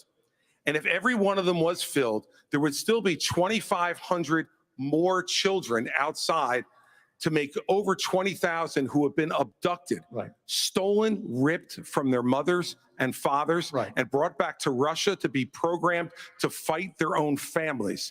They have gouged out people's eyes, cut off their ears, and shot people in the back of the head, men, and then gone into those homes and raped the daughters and the wives who were left as widows and orphans. This is the Vladimir Putin. This is the Vladimir Putin who Donald Trump called brilliant and a genius. If we don't stand up against this type of autocratic killing in the world, we will be next. Hang on. You were mentioned. Governor Haley. We'll come back. Vice President Pence was mentioned. You get 30 seconds. Yeah, well, let me be clear. Anybody that thinks that we can't solve the problems here in the United States and be the leader of the free world has a pretty small view of the greatest nation on earth. That is incorrect. We can do both, Vivek. We've done both. We've been the leader of the free world and the arsenal of democracy for years. The Reagan doctrine years ago made it clear. We said, if you're willing to fight the communists on your soil, we'll give you the means to fight them there so our troops don't have to fight them. Vivek, if we do the giveaway that you want to give to Putin to give him his land, it's not going to be too long before he rolls across a NATO border. And frankly, our men and women of our armed forces are going to have to go and fight him. I want to let the Ukrainians fight and drive Putin and the Russians back out into Russia. I want to just briefly address Vice President Pence. I have a newsflash. The USSR does not exist anymore. It fell back in 1990. Did I say the real threat? You talked about the communists, and the real communists that we have to address right now. Have any idea what Vladimir Putin's aims are? You already spoke. Now I actually have something to say. Vladimir Putin has been saying he wants to reestablish the old Soviet sphere of influence. Vice President. I'm sorry if I insulted him by calling him a communist. He is a dictator and a murderer. And the United States of America needs to stand against authoritarianism. All right, Mr. Ramaswamy, 30 seconds. The real threat we face today is communist China, and we are driving Russia further into China's arms. The Russia-China military alliance is the single greatest threat we face. Nobody in either political party is talking about it. And I am the only non-neocon on this stage who will keep us out of war. Mr. Vice President, we can't hear. Mr. Vice President, to give Russia everything they've got. Mr. Vice President, give them Mr. a promise that Ex-Vice Ukraine President. will never be in NATO, and then somehow Mr. Vice President. China will not think about taking Taiwan. We achieve peace through strength. Mr. Vice and President. America needs to stand for freedom. Okay, here we go. I think we need to reestablish some ground rules when here, we folks. hear this bell, Yes. that means your time's done. We're done. So, Mr. Vice President, we appreciate your aggressiveness here. 30 seconds is 30 seconds. Mr. Ramaswamy, you were mentioned. You get 30 seconds. So the reality is that today, Ukraine is not a priority for the United States of America. And I think that the same people who took us into the Iraq War, the same people who took us into the Vietnam War, you cannot start another no-win war. And I do not want to get to the point where we're sending our military resources abroad when we could be better using them here at home to protect our own borders, protect the homeland. All right. That will be my top priority in foreign I policy. think we gave you protect more this than the 30 homeland. seconds in the rebut. So I do want to get to some other people because everybody, we respect everybody's time here. So Governor Haley, you did not raise your hand, meaning that you would support more funding for the Ukraine war. You have said of Governor DeSantis that you didn't appreciate it when he initially called it a territorial dispute. Why? First of all, the American president needs to have moral clarity. They need to know the difference between right and wrong. They need to know the difference between good and evil. When you look at the situation with Russia and Ukraine, here you have a pro-American we're getting country that feedback was off your invaded mic. by a thug. So when you want to talk about what has been given to Ukraine, you can less mute it when than you're not talking. 3.5% It'll help. of our defense budget has been given to Ukraine. Thanks. If you look at the percentages per GDP, 11 of the European countries have given more than the US. But what's really important is go back to when China and Russia held hands, shook hands before the Olympics and named themselves unlimited partners. A win for Russia is a win for China. We have to know that Ukraine is the first line of defense for us. And the problem that Vivek doesn't understand is he wants to hand Ukraine to Russia. He wants to let China eat Taiwan. He wants to go and stop funding Israel. You don't do that to friends. What you do instead is you have the backs of your friends. Ukraine is the front line of defense. Putin has said, once Russia takes Ukraine, Poland and the Baltics are next. That's a world war. We're trying to prevent war. Look at what Putin did today. He killed Prigozhin. When I was at the UN, the Russian ambassador suddenly died. This guy is a murderer, and you are choosing a murderer over a pro-American country. First of all, Mr. Ramaswamy, you have 30 seconds. Mr. DeSantis, Governor Nikki, DeSantis, I wish you well in your future career on the boards of Lockheed and Raytheon. I'm not on the boards of Lockheed and Raytheon. And you Boeing came off of it, but you've been pushing this lie. You've been pushing this lie all week, You want Nikki. to go and defund Israel? You want to Okay, give let me Taiwan address to that. China? I'm glad you brought that up. Go and give I'm going to address each of those right now. This is the false lies of a professional politician. There you have it. Your watch, So the reality is, America less safe. You have no foreign policy experience, and it shows. and you know what? The foreign policy experience that you all have shows in the pointless wars we've gotten into. I have to address that. So our relationship with Israel will never be stronger than by the end of my first term. But it's not a client relationship. It is a friendship. And you know what friends do? Friends help each other stand on their own 2 feet. So I will lead Abraham Accords 2.0. I will partner with Israel to make sure Iran never is nuclear armed. But you know what I love about Israel? And I've been there probably in the last 10 years more than most people on this stage. You know what I love about them? I love their border policies. I love their tough on crime policies. I love that they have a national identity and an iron dome to protect their homeland. And so, yes, I want to learn from the friends that we're supporting. And what puzzles me is, I want to learn from those and apply those to protect our homeland, Nikki. Israel that is the answer. America. America needs Israel. Okay, Governor DeSantis, you were mentioned at the territorial dispute. Not only... no, it's not a territorial dispute President either. of the United States, your first obligation is to defend our country and its people.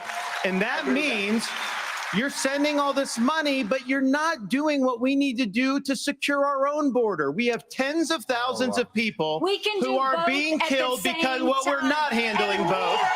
And so I am going to declare it a national emergency. I'm not going to send troops to Ukraine, but I am going to send them to our southern border. When these drug pushers are bringing fentanyl across the border, that's going to be the last thing they do. We're going to use force, and we're going to leave them stone cold dead. We're actually going to move on to China. We're going to talk about China. Okay. Governor Burgum, China has the biggest navy in the world, the biggest army in the world. Now they have warships off the coast of Alaska. They are threatening Taiwan. In coming years, China will have 1,500 nuclear warheads, it's believed. The U.S. just arrested 2 sailors accused of spying for China within our military. So the question is, how would you deter China as a president, Burgum? Well, this is the #1 issue we're facing. And of course, we haven't been talking about it. And we act like that letting Russia win in the Ukraine is like a gimme as opposed to a gift to China. Russia has become China's gas station. But how would we do it? The Biden administration is a complete fail. China imports 10 million barrels of oil a day, more than any other country in the world. They do not even have all the food they need to feed everybody in that country. So they don't have energy security or food security. But the Biden administration sends Blinken, Yellen over. He hit on something. They don't have enough food. That's why Putin's in Ukraine. Even bring up energy because for they're the too busy trying to kill farmland. the U.S. energy here. And what we need to do is not meetings, not press releases, because something that would send a lot more than a press release is actually Harpoon missiles. We need anti-ship missiles on Taiwan. The way that you have a war never start, which is the goal, the way you have peace through strength is that you actually have strength. You actually have deterrence.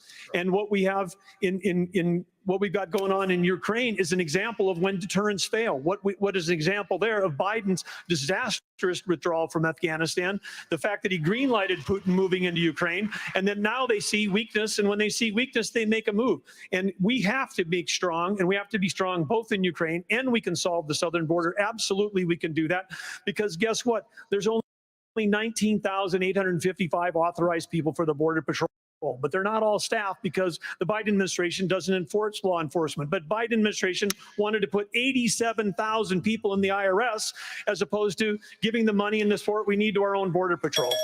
Okay. Senator Scott on China, that same question. And I speak about China. Let's fire the 87,000 IRS agents and hire or double the number of Border Patrol agents. I just left Yuma, Arizona about 2 weeks ago.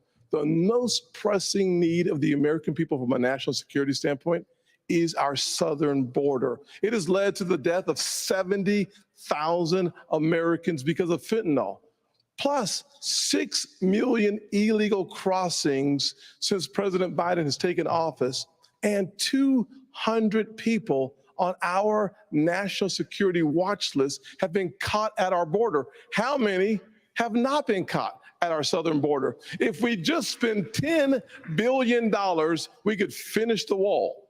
For $5 billion more, we could have the military-grade technology to surveil our southern border to stop the flow of fentanyl and save 70,000 Americans a year.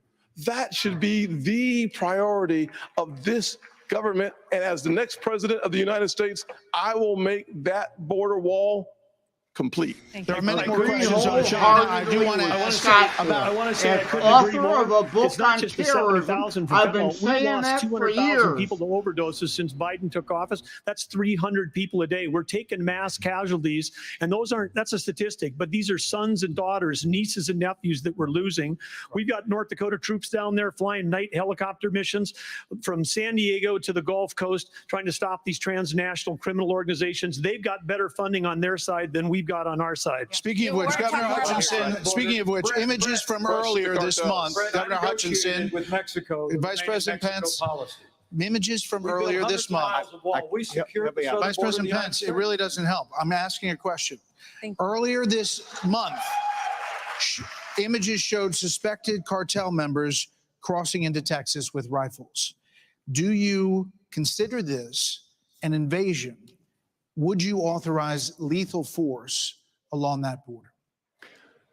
there would be lethal force used by the Border Patrol, law enforcement as needed to protect the border. Absolutely. When you look at the military has to be used for intelligence gathering purposes. This is not unusual. Whenever I was in the Bush administration, we went down there and met with President Vicente Fox of Mexico and asked his help in going after the cartels. And he looked at me and said, they're a problem to us as well. And so we joined together and we took down the Ariana Felix brothers leading the Tijuana cartel. And that made a difference. Ramon was shot and killed and Ben Amin was captured. Cooperation makes a difference. We cannot be successful going against the cartel unless we bring in Mexico as a partner. We have to use economic pressure to accomplish that. President Obrador has not been helpful, and we have to use economic pressure that this administration is not using. The rule of law has to matter on both sides of it. Okay. This is critical. I've done it. We know what needs to be done. The military has to be limited in its use. When after 9/11, we had the global war on terror, and guess what? We protected the border at the same time. You can do both. Okay, let's go to Governor DeSantis. So as president, would you support sending U.S. Special Forces over the border into Mexico to take out fentanyl labs, to take out drug cartel operations? Would you support that kind of American military use? Yes, and I will do it on day one. Here's the thing.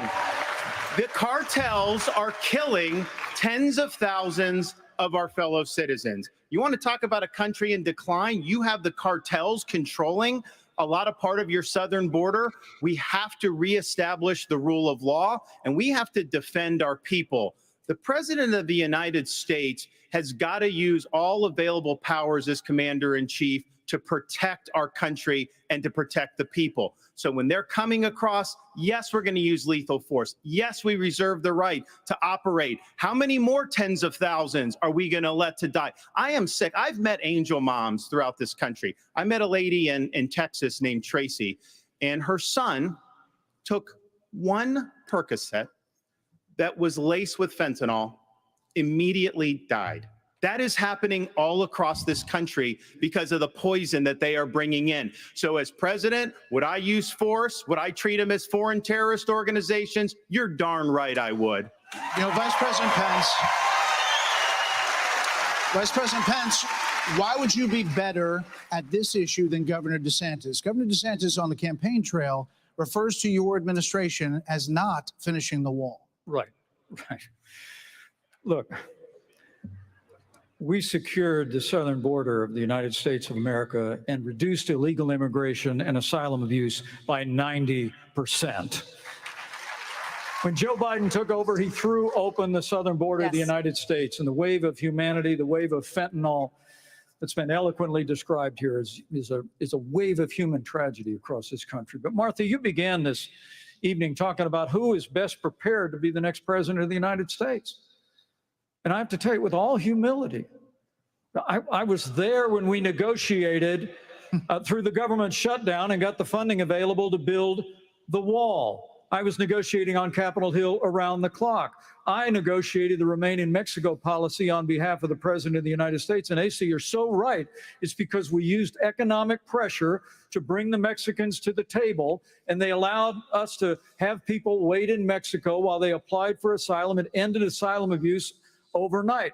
We got the Mexicans to deploy their National Guard to their southern border and to our southern border as never before. And I want to promise you, as President of the United States of America, I will engage Mexico the exact same way, and we will partner with the Mexican military, and we will hunt down and destroy the cartels that are claiming lives in the United States of America. Okay, thank you. Another issue that is related to this is that almost 7 million migrants have crossed this border, our southern border, during the Biden administration. So, Governor Christie, what would you do about the 7 million who are here? How would you handle them? What would you do? Look, Martha, the first thing we need to do is to stop any more from coming. That's the first thing we need to do. Then the next thing we need to do with the folks that are here is to, again, as we've talked about all night tonight, We have to have law and order in this country. We have to enforce the law. And what that means is to make sure that people who come here illegally are not rewarded for being here illegally. We have so many wonderful people from around the world who are waiting in line, following the law to try to come here and pursue the American dream. And those people are waiting and waiting and waiting because we haven't dealt with the problem of the folks who are here. We have to have them detained. We have to make sure that they are not rewarded for having broken the law. And one last thing on this fentanyl issue. With China, we can't take our eye off of that ball. Right. Yes, it's important that we secure the border. Very important, as I just said. But China is sending these chemicals to these drug cartels for them to create the fentanyl that is killing hundreds of thousands of our citizens. The Chinese are engaging in an act of war against us, killing our citizens. We better make that priority one in our conversations with China and to try to straighten that relationship out, because if we don't, we're going to lose more and more of our citizens. I just want to clarify, would you send those people back? Of course. You'd have to. We have a lot of issues that Americans care about. Next up, we're going to talk about the crisis in education, as millions of American children are not proficient in reading or math after this. Well, education, I would suspect, will be unanimous across the board. School choice. We got to have school choice. We have to let the money go to the parents and the child, not to the government bureaucrats to insist where your child must go. So who do you think's scoring the biggest points here?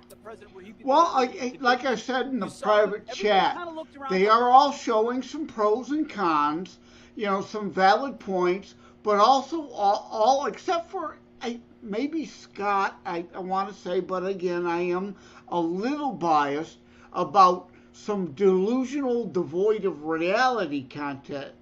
So really at the end, and no one's perfect. Again, no one's perfect.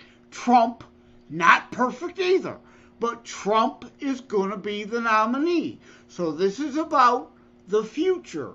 And the immediate future we need to worry about is who will be Trump's VP nominee. And I think Scott is the most stable among them, making points as he needs to elevate to that. Although, even Chris Christie, while I would never vote for him for president, character matters, so he's right. But Vivek is right in his response. Trump, guilty of being a childish moron, throwing 6-year-old temper tantrums at times. True, but he's not guilty of any of the bullshit charges they are levying against him, twisting and distorting legal statutes, trying to get hoops jumped through to get him disqualified. So, guilty of a bad character? Yes. Guilty of crimes? No. Yeah. And what did you make of, the session there where they were asking them to raise their hands if they would support Trump as the nominee? I think they all raised their hands except Christie. And who was it on the end? I think there were two of them. Burgum? What's that? Was it Burgum? Yeah, I think so, yeah. It might have been Hutchison. One of those two. But yeah, again, that's tough. To pledge, if you're running in the Republican Party, you have to accept the will of the people and who they deem to be the nominee. I'm sorry, you've got to. If Chris Christie were the leading person and I was on the stage and they said, would you support the nominee? I would raise my hand. I wouldn't be happy. I wouldn't like it. But if somehow he was able to manage to convince enough Republicans that he should be the nominee, then he's still like Mitt Romney or John McCain, bad candidates that I didn't support in the primary. I supported in the general, still better than any fascocrat any day of the week. I may not agree with them all the time, but I almost never agree with a fascocrat. Right? Are any of these candidates gaining ground on Trump tonight?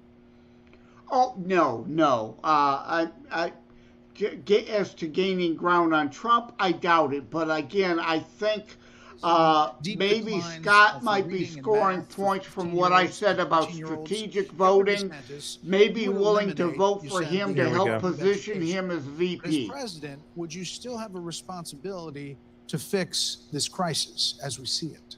Absolutely. The decline in education is one of the major reasons why our country is in decline. We need education in this country, not indoctrination in this country. And in Florida, we stood up for what was right. First, we had schools open during COVID, and a lot of the problems that we've seen are because these lockdown states lock their kids out of school for a year and a half. That was wrong. We stood up. I took a lot of fire for that. I was pilloried by the media, but I stood for our kids. And as president, I'll stand for you and your kids as well. But we have to make sure that what our schools are doing is focusing on solid academics. In Florida, we eliminated critical race theory from our K through 12 schools. We eliminated gender ideology from our K through 12 schools. And we have elevated the importance of American civics and teaching our kids about the Constitution and the Bill of Rights. As president, I'm going to lead an effort to increase civic understanding and knowledge of our Constitution. We cannot be graduating students that don't have any foundation in what it means to be an American. Mr. Ramaswamy, Mr. Ramaswamy, hold on, Senator Scott. You've said that the Department of Education, the FBI, the ATF, the Nuclear Regulatory Commission, the IRS, the Department of Commerce, many of these should not exist. That's correct. So to the education question, how would you deal with the crisis? So look, we have a crisis of achievement. Let's shut down the head of the snake, the Department of Education. Take that $80 billion, put it in the hands of parents across this country. This is the civil rights issue of our time. Allow any parent to choose where they send their kids to school. End the teachers' unions at the local level to allow public schools to compete. And then revive our national identity where every high school senior should have to pass the same civics test that, frankly, every immigrant, including my mother, had to pass in order to become a citizen of this country. And the fact of the matter is, look, there's a part of education policy that also rests with the family. I didn't grow up in money, but you know the word privilege gets used a lot. Well, you know what? I did have the ultimate privilege of two parents in the house with a focus on educational achievement. And I want every kid to enjoy that. So part of the problem is we also have a federal government that pays single women more not to have a man in the house than to have a man in the house, contributing to an epidemic of fatherlessness. And I think that goes hand in glove with the education crisis as well, because we have to remember education starts with the family, and the nuclear family is the greatest form of governance known to mankind.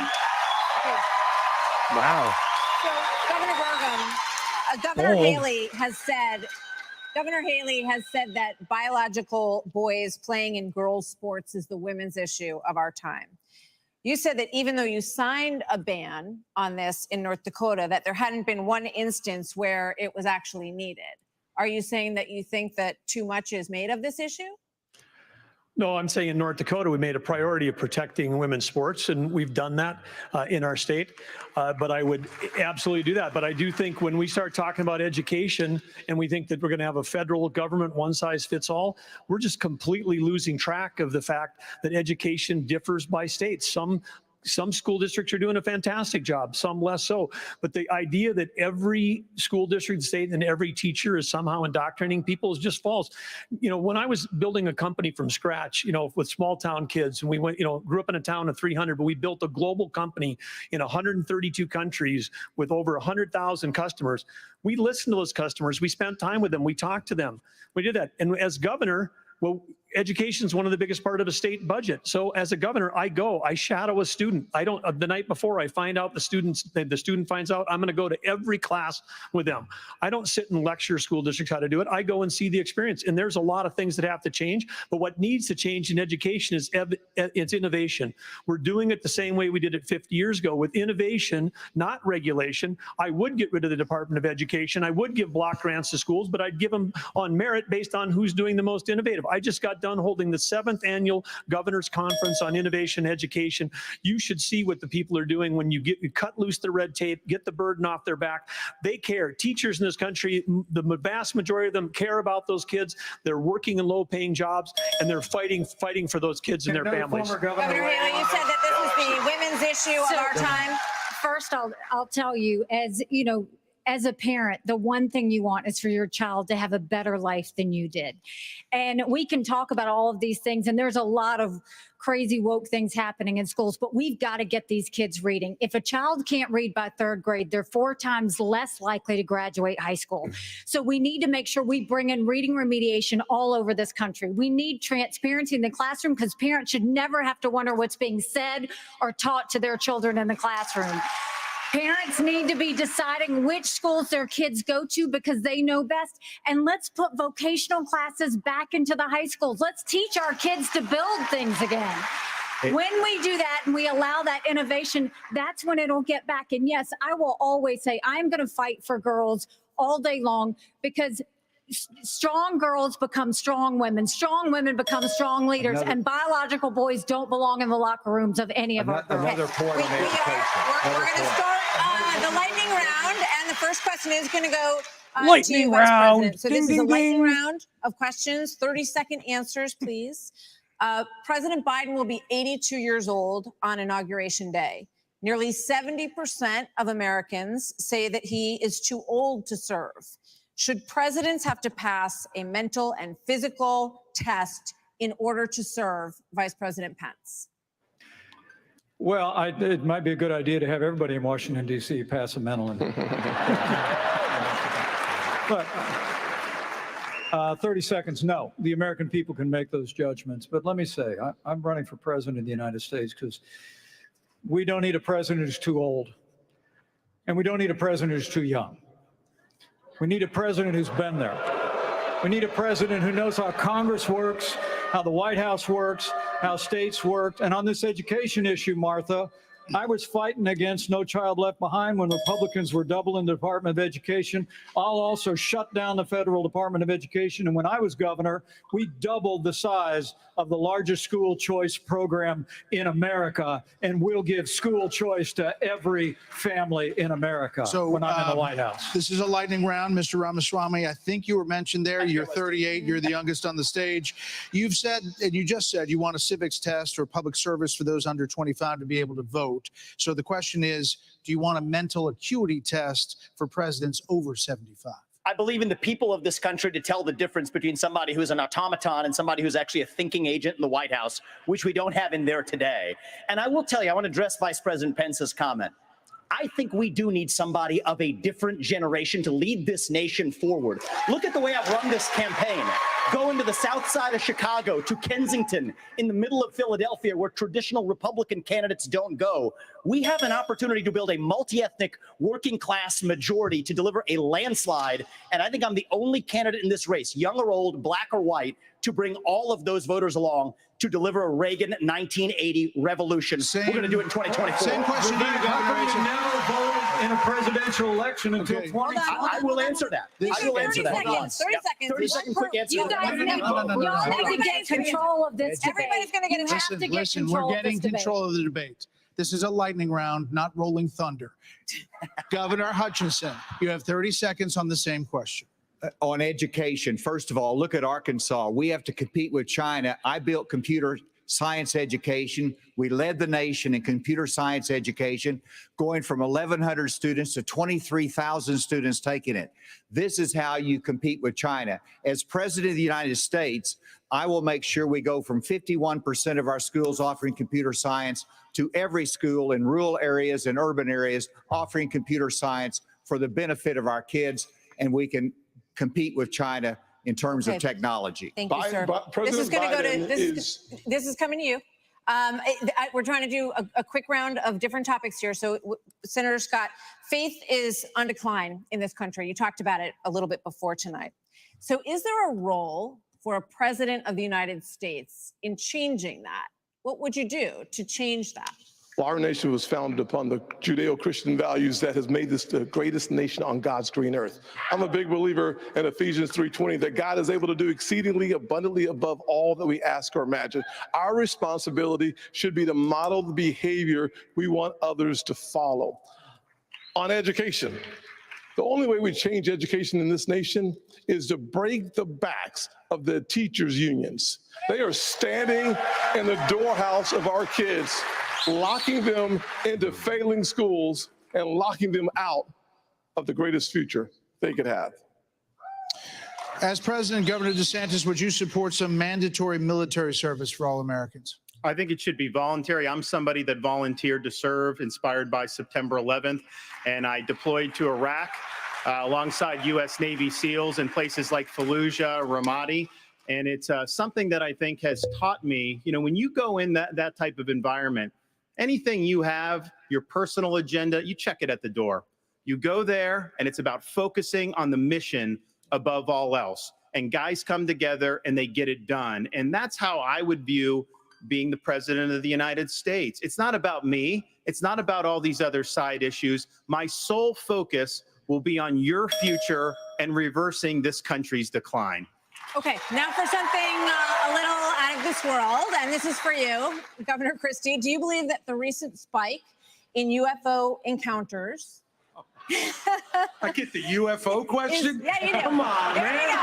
No, but, okay, we've been hearing a lot of testimony in Congress, and people are taking this a lot more seriously. And we're hearing that, you know, there are things going on that people aren't aware of. So, if you were president, Governor Christie, would you level with the American people about what the government knows about these possible? There are congressional hearings on it. From a woman from New Jersey. Completely invalid. It's horrible that just because I'm from New Jersey, you asked me about unidentified flying objects and Martians. We're different, but we're not that different. Look, of course, the job of the President of the United States is to level with the American people about everything. The job of the President of the United States is to stand for truth. The job of the President of the United States is to be a role model for our children and our grandchildren. And so whether it was UFOs or this problem of education, and Tim's right, by the way, and I started this in 2010 by going right after the teachers' unions in New Jersey and drove them down to an all-time low popularity rating because they were putting themselves before our kids. That is the biggest threat to our country, not UFOs. Okay. Well, coming up, we've got closing arguments. Plus, right after the debate, Hannity is live from the spin room right here in the Fiserv Forum with reaction from all the candidates. As soon as they step off the stage, we'll be back after this. Okay, your thoughts. Well, go ahead, sir. First, the last. Talk about making lemonade out of lemons. I mean, again, principles, not personalities. I don't have to agree with somebody. I don't have to like somebody. I don't have to say I would ever even consider voting for them in a primary to acknowledge they have a valid point or said something good. Christie, handed lemon question, made great lemonade there, you know, but the rest of the debate, he was so negative that, you know, he didn't get anywhere. But again, each of them, I think, made valid points. Each of them, though, except Tim Scott, said something that I take issue with. So,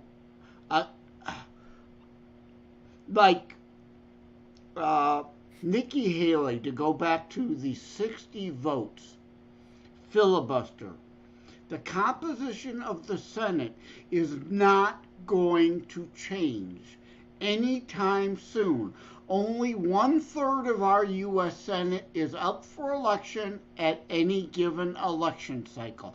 It is going to take at least a decade of really hard work of removing CINOs and rhinos along with all the fascocrats we can to move the needle in the Senate. So Nikki Haley is spot on. Again, wouldn't vote for her in a primary if she was the only one running. Now, in the general, if she was my only option, okay, but not a primary. Doesn't change the validity of her point. 60-vote filibuster. It's the same thing with the Department of Education.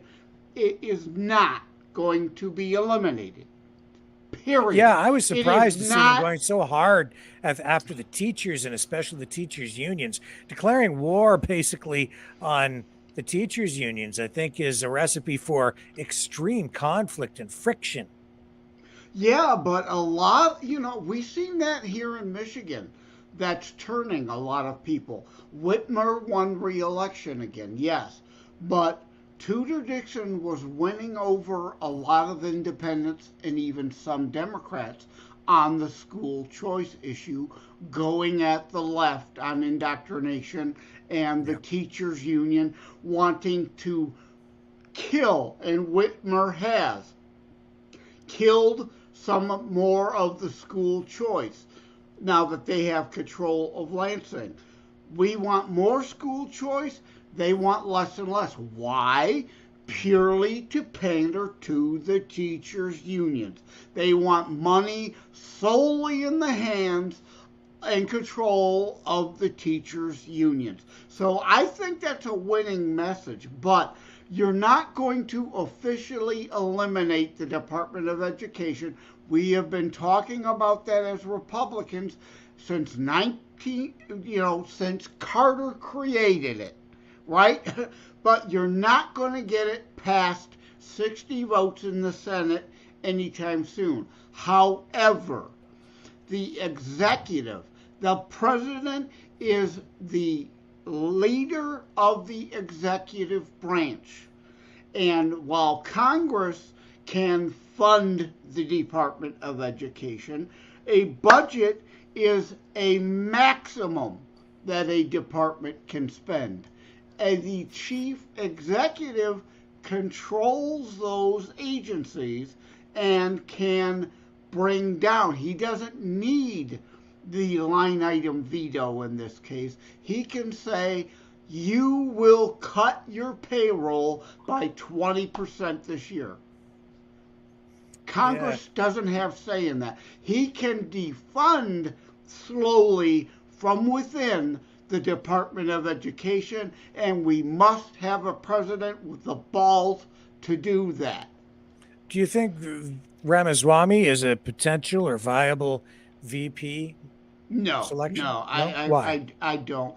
I mean, when I mentioned, right, we have to think strategically. Now, so his pro, of course, is a more youthful vote. Right? He might reach more youthful people. But again, I say the nail in his coffin is him regurgitating Ilhan Omar talking in his pitch to get to the Oval Office. President Reagan called America the shining city on a hill, a beacon of hope and optimism. So in your closing statement tonight, please tell American voters why you are the person who can inspire this nation to a better day. These are 45 seconds, and we begin with Governor Burgum. I understand why America's hurting. Biden's inflation is choking us. I grew up in a small town. My dad died when I was a freshman in high school. My mom, widow of 3, went back to work. Every job I had growing up was one where I took a shower at the end of the day, not at the beginning of the day. Our cities are less safe because of the fentanyl pouring into this country. Our economy is being crushed by Biden's energy policies, which are raising the cost of every product you buy, not just the gasoline at the pump. One thing that I'll do as president, I'll secure the border. I'll get this economy sprinting, not crawling like it is right now. And I would say that other thing is for sure, when I'm on a horseback in the Badlands of North Dakota, it looks like the horizon is just limitless. And when you can almost see beyond that horizon, you can see that this great country, our future is unlimited. But we've got to focus on innovation, not regulation. We've got to cut the red tape. We got to drive ourselves forward. The way we win the Cold War with China is by growing our economy and through innovation. And as president, I will bring out the best of America. I will improve every American life. I mean, you had forever to prepare for a closing statement. It should fit Our in the nation is time. in trouble, and it's in trouble because of failed leadership. And the solution is not 4 more years of Joseph Biden. The solution is not 4 more years of Donald Trump. The solution is new leadership that can bring bold ideas to America and to bring out the best of America. A president's #1 responsibility is to bring out the best of our people. That's what Ronald Reagan did. And he did it with optimism and hope for our country, with a consistent conservatism. That's exactly what I bring. As president, I'll bring out the best of America in terms of individual responsibility, building our economy, in terms of securing our border, enforcing the rule of law. I'll bring out the best of America in terms of our national character, our faith, and our hope for the future. Join in this fight, asa2024.com. Thank you. Senator Scott. Thank you. I was a disillusioned young man growing up in a single-parent household, mired in poverty. I wondered if the American dream was real for a kid like me. I can stand before you today and say the dream is alive, it is well, and it is healthy. I had the good fortune of a mom who worked 16-hour days, making sure we have food on our tables. She taught me that if you're able-bodied in America, you work. If you take out a loan, you pay it back. If you commit a violent crime, you go to jail. And if God made you a man, you play sports against men. I'm Tim Scott. I'm asking you for your vote. And if you're in Iowa, I'm asking you to caucus for me. You can go to votetimscott.com for more information or to make a contribution. Governor Christie. Thank you, Brett. Thank you, Martha. Look, everybody on this stage wants to be the next president of the United States. And the only way that's going to happen is if we beat Joe Biden. I'm the only one on this stage who's ever beaten a Democratic incumbent in an election. I did it in a deep blue state, being outspent 3-1. Beating a Democratic incumbent is not easy. The last Democratic incumbent president who was defeated was Jimmy Carter.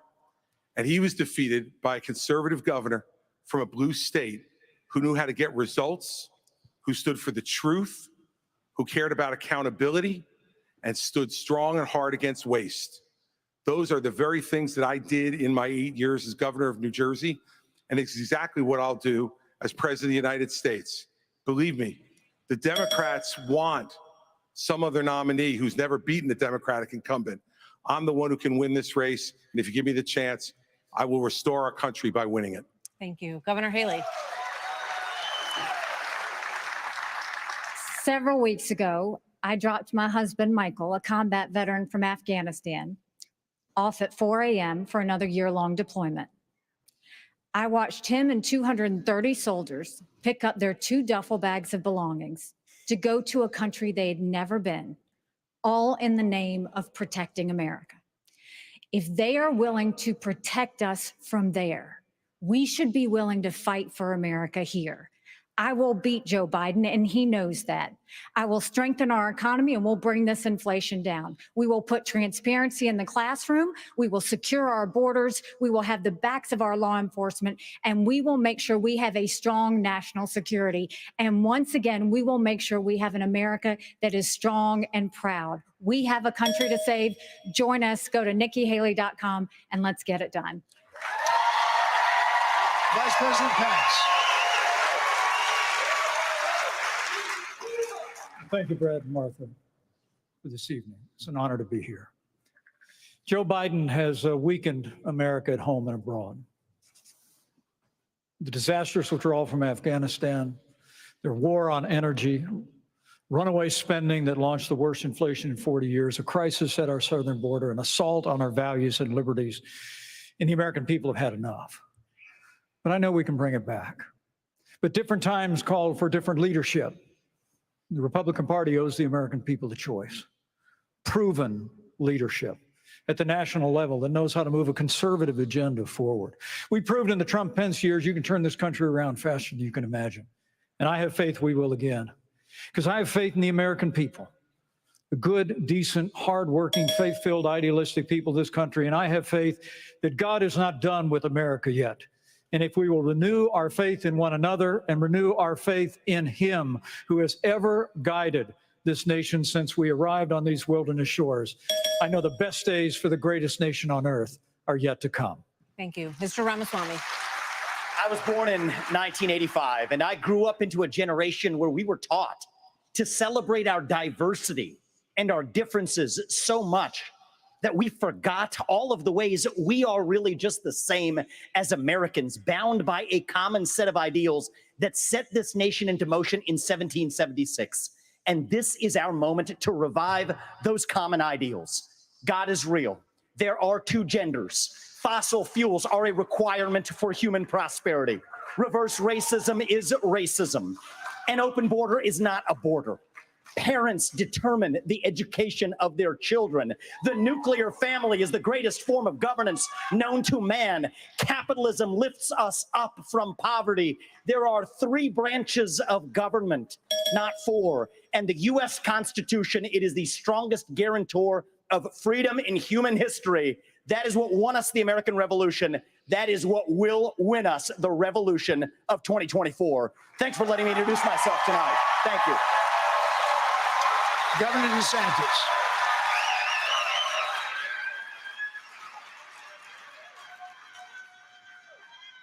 Governor? This is our time for choosing. We will send Joe Biden back to his basement and we will reverse the decline of this country. I'm a blue collar kid. I work minimum wage jobs to be able to make ends meet. I understand the importance of the American dream, and I know how that's slipped away from so many millions of Americans. We'll restore it. I'm a veteran who served in Iraq. I know what it means to put service above self. I'm also a dad and a husband to 6', 5, and 3-year-old. I understand the importance of protecting parents' rights and the well-being of our children. In Florida, we showed it could be done. I made promises and I delivered on all of those promises. 2024 is make or break. We're not getting a mulligan, no excuses. I will get the job done. And as your president, I will not let you down. God bless you all. Well, we want to say thank you. Thank you to all the candidates on the stage tonight, and thank you to Milwaukee. Thank you, everybody. We will see you on the campaign trail from debates to primaries to the general election and the convention. Yeah, let's discuss closing arguments. From the spin room starts right now. I think Vivek made good use of his closing argument. I think Tim Scott made real good use of his closing argument. I will even say Chris Christie made lemonade out of lemons again. He used his best angle. He indeed is the only one running in any way, shape, or form, defeated an incumbent Democrat. Factual statement. Now, whether people think that's something to, worth more than the other things is another. But I want to address Asa Hutchinson. I don't think Asa is the choice in any way, shape, or form, but his point about there are a lot of Trump derangement syndrome people out there. Can Trump build a coalition enough with independents to win? Now, we have to have the honest debate whether that it can. I hope it will, because Trump's going to be the nominee. But that is something that we have to deal with realistically and have honest discussion about. So again, I can agree with a point, even from someone I'm not supporting. Okay, so before we go to the Trump Carlson interview, I'll just say this: I don't think that many of these guys gained much ground at all. Bergen, no points as far as I'm concerned, still a no-name candidate. Same thing with Hutchison, completely forgettable performance. Tim Scott was okay, but didn't score any knockout punches, didn't rise above it charismatically. So Well, he didn't have any negatives. I No, think no all of them negatives. had negatives except Scott. That's probably fair. Yeah, and he tried to take the high ground on a lot of things, which is a positive. But in this environment today, where people, I think, they don't want politicians, they're looking for reality TV here in many respects. So Unfortunately. yeah. But I think that's why Scott provides a good VP choice for Trump, because Trump, even though he's been president, is still perceived as a celebrity outsider. And a loose cannon. Yeah. So he needs Scott some stability there. provides insight and inroads into the Senate, which again, Nikki Haley in the points, 60-vote filibuster. You need someone who can work the Senate. Yeah. Scott does that as president pro tem of the Senate as VP. So he makes the most sense out of all these people, still, in my mind. And I think Chris Christie, I don't think his performance was strong enough. He got some negative reactions at times. So I think he kind of screwed himself, actually.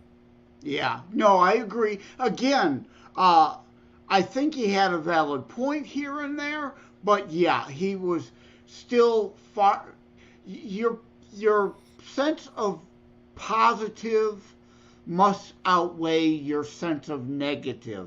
And Christie's negatives were the glaring, the elephant, no pun about his weight intended, in the room regarding his segments, right? And Haley, I don't think she performed in a way that was memorable at all. So she's just kind of another also ran. I don't think she hurt herself. I don't think she helped herself.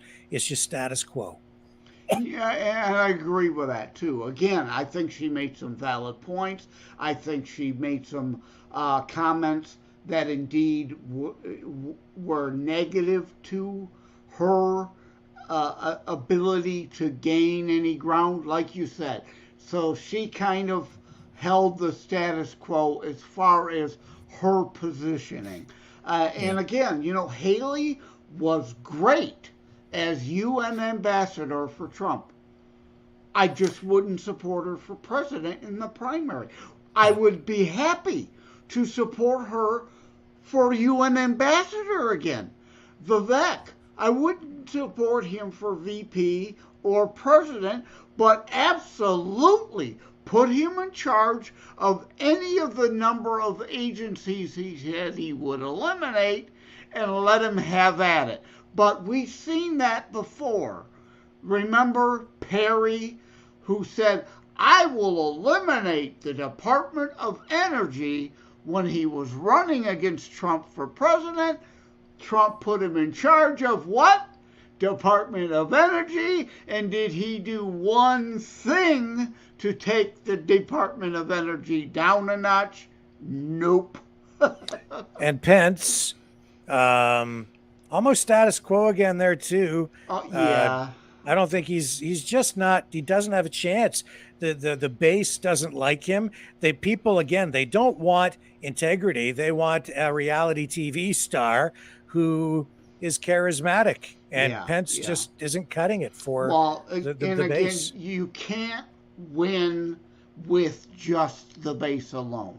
To Asa Hutchinson's point, and even Nikki Haley's point. Yes.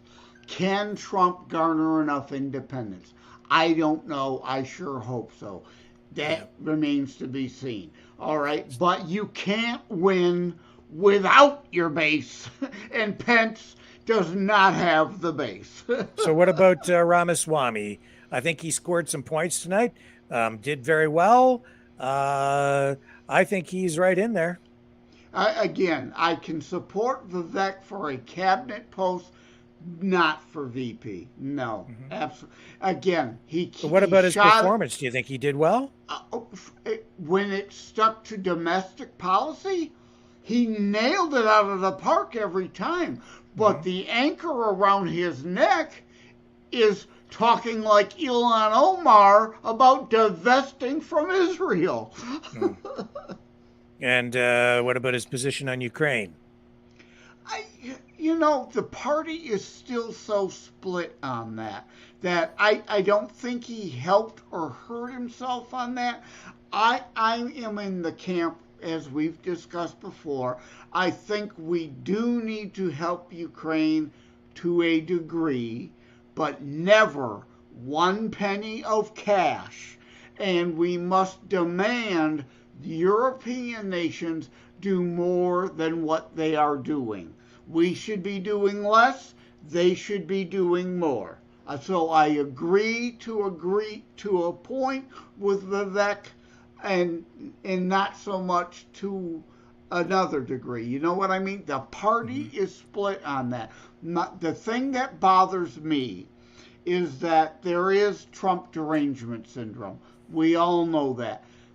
What bothers me is there are people willing to sell out Ukraine to Putin just because of their Biden derangement syndrome, and Biden is supporting Ukraine. That's just reality. It's just what's happening. People won't admit that on the right, there are also, like the left, emotional snowflakes, right? They don't deal in principles. They deal in personalities or feelings or irrational thoughts rather than thinking things logically through the entire way. And in my estimation, Santos needed to score a knockout punch here tonight. He needed to push Ramaswamy back, into a less prominent position. I think he did well, but I'm not sure that he was able to actually do what he needed to do, which is to win this debate tonight. I don't know that he won the debate. It's what do you think of that? Did he do enough to help himself? I agree. The competition. See, and here's the thing. Again, they're all fighting for percentages among the not Trump vote, right? None of them are putting a glove on Trump. All right, you're right. DeSantis' competition and threat is Vivek. So yeah, he needs to stop Vivek gaining on DeSantis. But none of them are ever going to detract or subtract from what Trump's percentage currently is. And again, it all hinges on, can Trump, and maybe why he should have been here, to appeal to the independents, looking ahead to the general, not the primary. Trump is the nominee, barring some wild, unimaginable catastrophe, right? So they are fighting amongst themselves for percentages to be who comes after Trump in 4 years. Okay, so just to let people know as well, out in just breaking news, and I mean, I've been following this a bit. I guess there is a live standoff in Sorrento, British Columbia tonight over these wildfires. And I was aware of it. I just didn't get a chance to get to the story earlier this evening. Apparently, some people pretty upset out there and refusing to leave, even though emergency services personnel, fire departments, police have been there trying to get people to leave their homes because they are in danger. And we saw what happened in Hawaii, but many people are refusing to. And yeah, there are some blockades set up out there now. In addition to that, we're receiving reports that some people have gone so far as to, because their distrust in government has reached such a level that they are stealing equipment from the fire department in order to fight the fires themselves. And that is, I guess, creating some problems for the fire departments out there in British Columbia, because now they're going to get their equipment to go and do their jobs, and some people have actually stolen the equipment. So I think that will be a story we will be following as it develops tonight, tomorrow, in the days ahead. This is not a good situation. Yeah, the firefighters are not the government we need to be fighting. They are not our enemies. But at the same time, I can understand the hysterics of some people saying government doesn't do enough on anything, and are we getting the resources we need? I need to defend my own home. We do see that at times at other fires. People out there with their hoses, right? Hosing down their homes. And yes, you should do that. But there comes a point where the fire has encroached so close that all you've done is going to help or not you being there to be bowled over by the train. If it's going to bowl over your house, isn't going to help. It's like we discussed before in my book, Terror Strikes Coming Soon to a City Near You. The ostrich principle, the Naperville chapter. An ostrich can wander onto the tracks, hear a noise, dig its head between the rails, is not going to stop it from being bowled over and splattered 3 sheets to the wind because it just refuses to acknowledge that the train is coming. So let's let this interview roll. This is part 2 of our GOP debate coverage, which is not the debate. This is the guy who didn't go to the debate, the guy who's leading in the polls. This is the man, Donald J. Trump, former president of the United States, being interviewed by Tucker Carlson. It's debate night, but we're not in Milwaukee.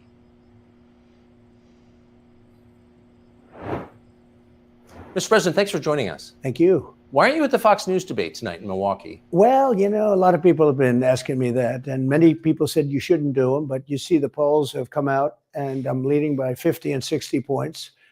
And, you know, some of them are at 1 and 0 and 2. And I'm saying, do I sit there for an hour or 2 hours, whatever it's going to be, and get harassed by people that shouldn't even be running for president? Should I be doing that? And a network that isn't particularly friendly to me, frankly. You know, they were backing Ron DeSanctimonious like crazy, and now they've given up on him. I mean, it's a lost cause. It reminded me very much of 2016. You know, in 2016, I went through the same stuff and had to fight them all the way. And then they became very friendly after I won, or just about when I was winning. But I just felt it would be more appropriate not to do the debate. I don't think it's right to do it. If you're leading by 50, 60, I have one problem, leading by 70 points. And I'm saying, why am I doing it? And I'm going to have 8 people, 10 people, whoever made the debate. I don't know how many it is, but I'm going to have all these people screaming at me, shouting questions at me, all of which I love answering, I love doing, but it doesn't make sense to do them. So I've taken a pass, as you probably noticed. Well, I did. I'm grateful that you did. It's interesting, though, because you spent a lot of your career in television. Yeah.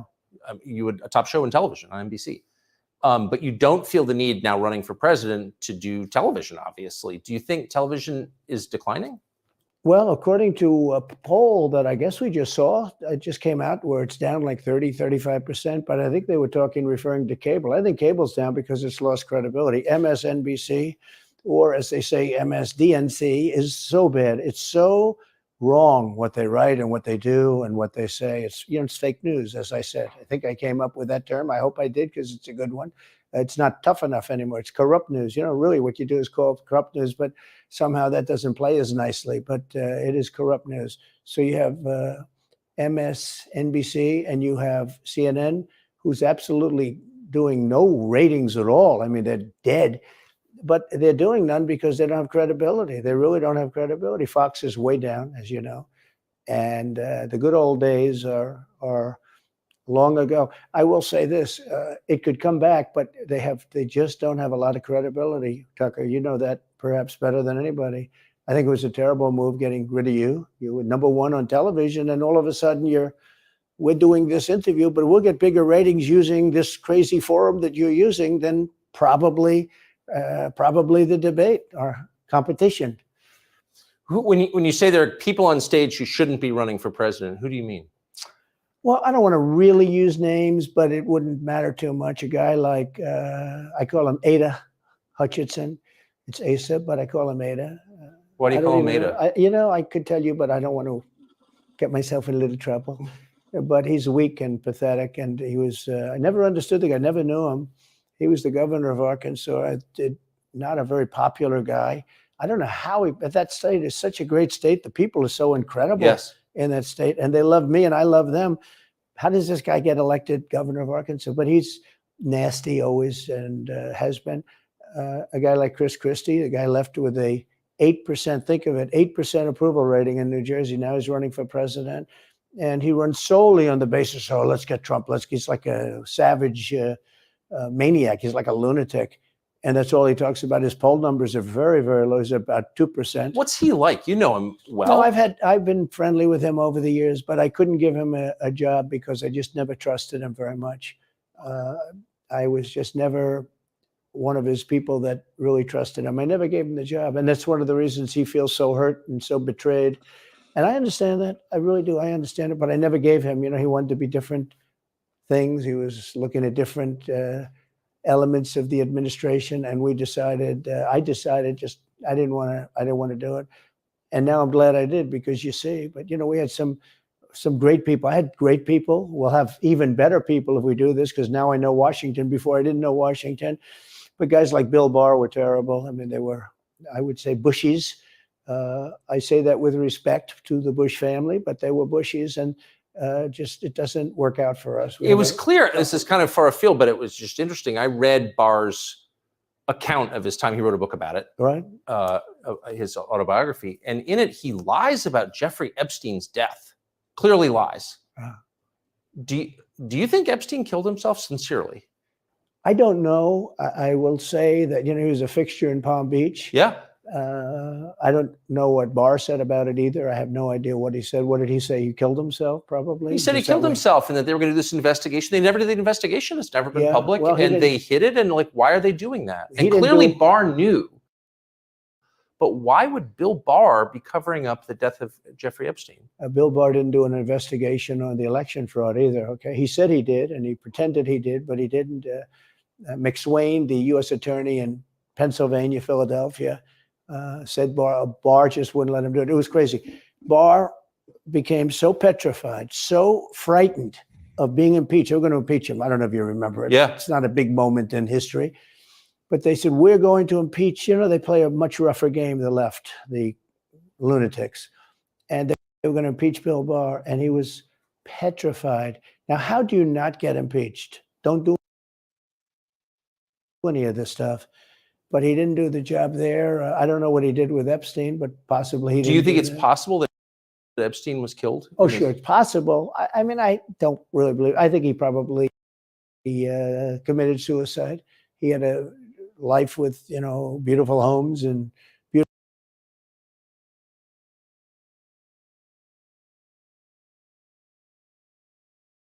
beautiful everything, and he all of a sudden he's incarcerated and not doing very well. I would say that he did, but there are those people. There are many people. I think you're one of them, right? But a lot of people think that he was killed. He knew a lot on a lot of people. He was killed. You think so? I think the closer you look, I'm not a conspiracy person at all. I believe everything I hear. But yeah, the closer you look into it, I mean, the Attorney General of the United States, your Attorney General, clearly lied about the Epstein death. Yeah, and he was. Why? He was certainly. It wasn't well done. They had no cameras. They had no anything. Everybody was sleeping, and a case could be made. Look, I'm not going to get involved in it, but I can tell you a case could be made either way. But it certainly wasn't the most well-run place. So the reason I'm asking you is I'm looking at the trajectory since 2015 when you got into politics, for real, and then won. It started with protests against you, massive protests, Right. organized protests by the left, and then it moved to impeachment twice, Right. and now indictment. I mean, the next stage is violence. Are you worried that they're going to try and kill you? Why wouldn't they try and kill you? Honestly, They're savage animals. They are people that are sick, really sick. You have great people in the Democrat Party. You have great people that are Democrats. Most of the people in our country are fantastic, and I'm representing everybody. I'm not just Republicans or conservatives. I represent everybody. I'm the president of everybody. But I've seen what they do. I've seen the lengths that they go to when they make up the Russia. When that's exposed and they go down, and Barr should have gone after them, and other people should have gone after, and they did very late because the Durham report came out. It was fairly good. It could have been a lot tougher, I guess, but it was fairly good. But it explained how corrupt it was. I'll tell you who did a great job was the Inspector General Horowitz. He did a phenomenal report. You didn't have to go to Durham. He did it on Comey and on, I guess, McCabe and some others. And it was a vicious, it was basically a true report, how bad they are. But these people are sick people. These are people that I think they hate our country. You want to know the truth. When you see open borders, when you see these policies that they have, and so many other things, it's so sad to see. We have a country that's very fragile right now. I've never seen, I will say, look, I ran in 16, which was 15, but I ran in 16, election in 16, and there was tremendous spirit. In 20, there was even more spirit. We got millions and millions more votes. It wasn't even a contest. People said, well, what do you think of 20? I said, we did much better. We did. You got to base it on the number of votes. We got many more votes in 20 than we did in 16. But the election was rigged. It was a rigged election. And with COVID, they used COVID to cheat in a lot of different things. And we have so much on it. It's like so easy. But we had judges that didn't want to look. We had people didn't want to get involved. They called you, he's a conspiracy theorist if you say anything about the election. But I have never seen spirit like there is right now. Even coming down here, just the people on the road that are just absolutely going crazy. And the reason is, I think they like me, and I know they love my policies. I hope they like me too. A lot of people say they don't like me, but they like my policies. I think they like me. But I have never seen spirit like it is right now. And the reason is because crooked Joe Biden is so bad. He's the worst president in the history of our country. I don't think he's going to make it to the gate, but you never know. But he's a corrupt person, so corrupt that I took the name off Hillary. I don't do two people at one time. I took the crooked Hillary and I retired the name. That was a good day for her. I bet she was very happy. And I used it for Joe because it's crooked Joe. But Joe is really... But you don't think he's going to make it to November of 2024? Well, I think he's worse mentally than he is physically. And physically, he's not exactly a triathlete or any kind of an athlete. You look at him, he can't walk to the helicopter. He walks, he can't lift his feet out of the grass. It's only 2 inches at the White House, right? That's not a lot. But you watch him, and it looks like he's walking on toothpicks. So, and then you see him on the beach where he can't lift a chair. Those chairs are meant to be light, right? They're like 2 ounces. You lift them up. He can't lift the chair. He can't walk to the chair. And I don't know what they're doing with the beach. This beach is seeming to play a big role, but they love pictures of him on the beach. I think he looks terrible on the beach. Looks terrible on the beach. Skinny legs. Well, he can't walk through the sand. Sand is not that easy to walk through, but when he walks through it, he can't walk through the sand. And there's somebody in there that thinks he looks fabulous at the beach. I think he looks horrible at the beach. Plus, the beach doesn't represent what a president's supposed to be doing. He's supposed to be working. You're supposed to be getting us out of that horrible, horrible war that we're very much involved in with Russia and Ukraine. You could do that. You could do that very easily. I believe you could do that I don't believe he could do it because he's just incompetent. But that's a war that should end immediately, not because of one side or the other, because hundreds of thousands of people are being killed.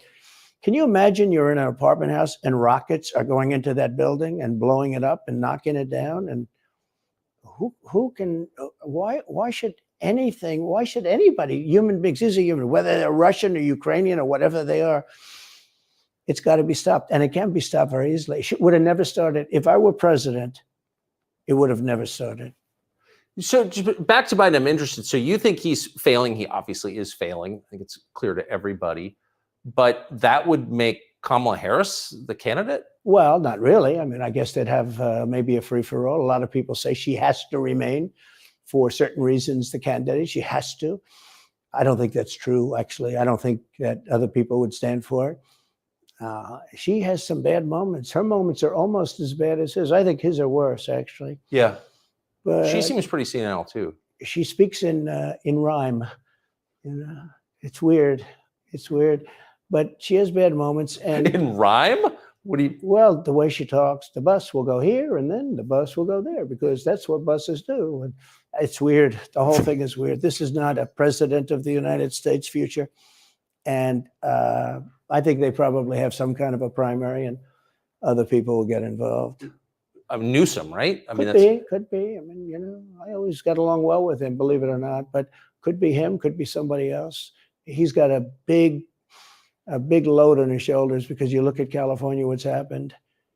But I don't know if the American people really, the people that vote for him, I don't even know if they care. You look at so many of the things that are going on and people don't seem to be, in the old days, if you had a bad record, it meant a lot. Today, if you have a bad record, it doesn't really mean anything. He looks good. He's a nice looking guy, speaks well. But Biden, every time you watch him talking, it's like he's walking on eggs. You're waiting for him to collapse. And he almost always does. And I got to know the leaders of all of the countries, essentially, but the big ones. And the bigger, the tougher the leader. It's like sort of, I guess maybe that's the way it's supposed to be. But I got to know President Xi of China and Putin and Kim Jong-un, North Korea. Did a great job with North Korea, kept us out of a nuclear war. We would have 40,000 dead soldiers right now. They'd drop a nuke right on top of the military base. But we have 40,000 soldiers over there. And I did great. I got along with him great. That's a positive. The press said, he said nice things about Kim Jong-un. I also said horrible things at the beginning. Horrible enough that he wanted to talk. And we talked and we met in Singapore. We met actually twice. And we had unbelievable meetings. I know him very well. We were in great shape with him. What do you think he and Xi and Putin think of Biden? I think they can't believe it. I think they probably say this is some kind of a system. They had great respect for our country. They respected me. They had great respect for our country when I was there. Every one of them. Look, if you go to North Korea, you take a look at what happened. The Olympics was dead. South Korea spent billions on the Olympics. Nobody was going to go. They didn't want to get blown up. They called me and they said, we are going to let the Olympics proceed. This is North Korea. I said, you should go into the Olympics. Put your athletes in. It wasn't like, they were big on athletes because, famine. But they went in and they actually participated. And within about 2 days, the entire thing was sold out.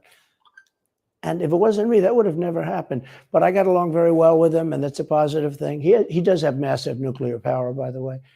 And if Hillary would have gotten in, or if the Obama thought process continued, it would have been a nuclear war, absolutely, with North Korea. He was expecting to go into a war, and it would have been a nuclear war. So do you think the rest of the world looks on at Biden and thinks someone else has got to be running the government? Well, somebody else has to be. I don't think he's capable of doing anything. Look, when I debated him, I said, how come, and this was in front of probably not a friend of yours, Chris Wallace. He was the moderator. Not a friend. I said, why is it? He wants to be Mike, but he doesn't have the talent. It's one of those bitchy little man. He wanted to be his father, but he didn't have the talent of his father was great. His father, a little fussy man. His father interviewed me in 60 Minutes. It was actually a 10. Can you believe it? No, I totally. His father had talent, at least. I may have been the only guy that he gave a good 60 Minutes to. He was rough. Really? His father was tough. He was great, though. He was great at what he did. But Chris Wallace was so upset. He was guarding this guy who wouldn't do a show, by the way. He wouldn't do. I figured I didn't mind Chris Wallace because Biden wouldn't do a show. And it was very obvious. You know, he kept asking him and asking, but he wouldn't do the show. So I figured he's got to like me. But he came from a different planet. But remember when I asked the question, why is it that the mayor of Moscow's wife is allowed to give you $3.5 million? Don't forget, that was brought up. Now it's brought up all the time, but that was brought up by me long before. Rick, is it just me, or are you bored with this too? $3.5 million. What did you do to deserve I'm not bored. $3.5 million? It's kind of regurgitation of a lot of Biden. And Chris Wallace said, "This doesn't." We've heard before. This has nothing to do with the debate. I mean, he got in the way of the question. No, well, what I don't understand is well, he got $3.5 million from the mayor of Moscow's wife. Now, people forget that, but if you go back and take a look, you will see. And Chris Wallace didn't want me to ask that question. And yet he kept trying to push it. Turned out to be much more appropriate. Tried to play the politician, and so do you just get have a me off the preference in, subject. assuming you're the Republican nominee and all goes as you plan it to go? Do you have a preference in who you run against? In many ways, I'd love to run against him because his record's so bad. You know, it's still horrible when you look at inflation and everything else, but others also have very bad records. I mean, California's a bad record, so, you know, should it be Gavin or should it be somebody else? When I look at San Francisco, what's happened to that incredible city? That was one of the greatest cities in the world just a short while ago, and now it's very sad when you look at it. Los Angeles, every city practically, all the Democrat-run cities, you know, Republican-run cities are doing very nicely, because they arrest people when you have crimes, and they don't go after political candidates because they think it's good. You know, I mean, it's like been amazing. My poll numbers are the highest I've ever had, but because people understand it. Can I just ask you, that gets back to my original question. So if the protest didn't work, you got elected anyway. Yeah. Impeachment didn't work twice, obviously. Indictment is not working. Your poll numbers go up. When they raided Mar-a-Lago in August of last year, your numbers went up. They can indict you 20 times, and you're not gonna lose the Republican primary because of that. Well, so it makes it look even more ridiculous. I mean, the 4 indictments, and maybe there'll be more. I don't know. These people are crazy. But they're counterproductive. So if you chart it out, it's an escalation. Is what I'm saying. Yeah. So what's next after, you know, try to put you in prison for the rest of your life? That's not working. So like, don't they have to kill you now? I think the people of our country don't get enough credit for how smart they are. And I'm not sure I would have said this 10 years ago, but they get it. You know, they really get it. When somebody gets indicted, your poll numbers go down. When somebody gets indicted, you announce, ladies and gentlemen, I'll be leaving to spend time with my family and to fight for the rest of my life on this stuff. But you're out of politics. I got indicted 4 times. All trivia, nonsense, bullshit. It's all bullshit. It's horrible when you look and you look at what they're doing. The boxes hoax, I'm covered by the Presidential Records Act. I'm allowed to do exactly that. He's not covered, and he's got 25 times the number of boxes, and he's got them stored in Chinatown. He's got them stored in a flimsy garage underneath his Corvette at Penn. And by the way, at Penn, he gets millions of dollars. China pays this guy millions of dollars. See, I think he's the most corrupt president we've ever had. And he also has the distinction of being the most incompetent. And I believe both. I mean, he's both incompetent and corrupt. So I actually believe he's compromised because China knows so much about him. They know where the money comes from. They know where it is, who paid it, and they probably paid it. Well, they do pay Penn, and he gets $1 million. I think he takes $999,000 because, keeps it a little bit under $1 million, like by $1. But he, in many ways, is a Manchurian candidate. We have a Manchurian candidate. And he's afraid to tell Russia to get out of Cuba. He's afraid to tell China to get out of Cuba. He's afraid. China now is building, think of this. China is building military installations in Cuba. The Cuban population of Miami is not too happy because they're never going to be able to go back. And you don't even hear about it. And the worst culprit is the press, the media, because in Nicaragua. Normally, when I first heard that China's building installations in Cuba, and installations means military installations. Okay, there's just some communication. Another Cuban. They did that on the islands with Japan. Nicaragua. They took the island. They started this massive construction, and they told everybody, including the Japanese. The Japanese have to be very careful. They told everybody that this is a housing development. They're going to build a housing development. And I said, how come the runway is 20,000 feet long? You know, private jets need 4,000 feet. They don't need 20,000 feet. The big ones need 20,000 feet. They don't even need 20. And I looked at the runway. I said, that's the largest runway ever built, both in width and length, for housing development. There's nobody that has a plane that big that you would have a runway that's Why that's is for China testing. allowed to conduct imperialism in our hemisphere? Well, yeah, and it's far beyond Cuba. It's all over South America. Yeah, in the Caribbean. So we built a thing called the Panama Canal. We lost 35,000 people to the mosquito, you know, malaria. Yeah. We lost 35,000 people building. We lost 35,000 people because of the mosquito.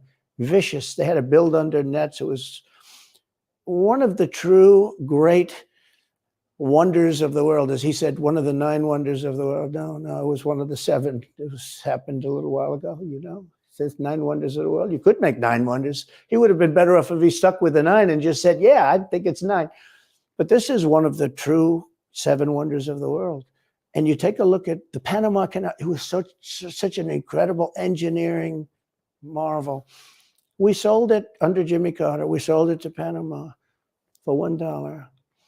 The following day, they quadrupled the amount of money that ships had to pay to get across.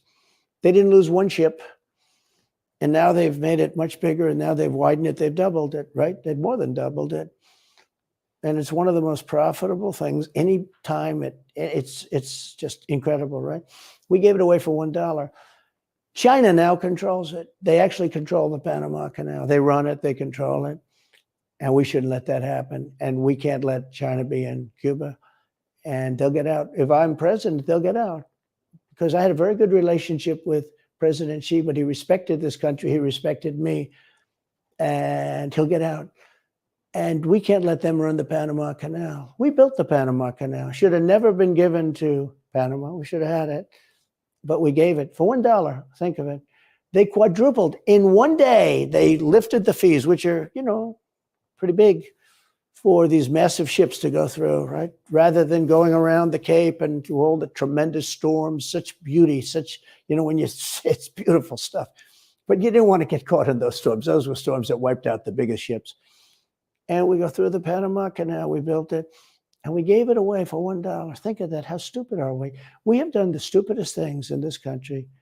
And now we have a president that can't put 2 sentences together, can't speak, can't walk, can't talk. I don't think he gets to the starting gate, but these people do miracles. I mean, he ran out of his basement, and you got away with that one because of COVID, so he sort of got away with it. They cheated on the election. But you have people that are very smart, but they're fascists and they're radical left lunatics, and they're destroying our country with the all-electric cars and the windmills all over the place, which, by the way, don't work. And they're all, most of them made in China. For the most part, they're made in China. Germany a little bit, but China.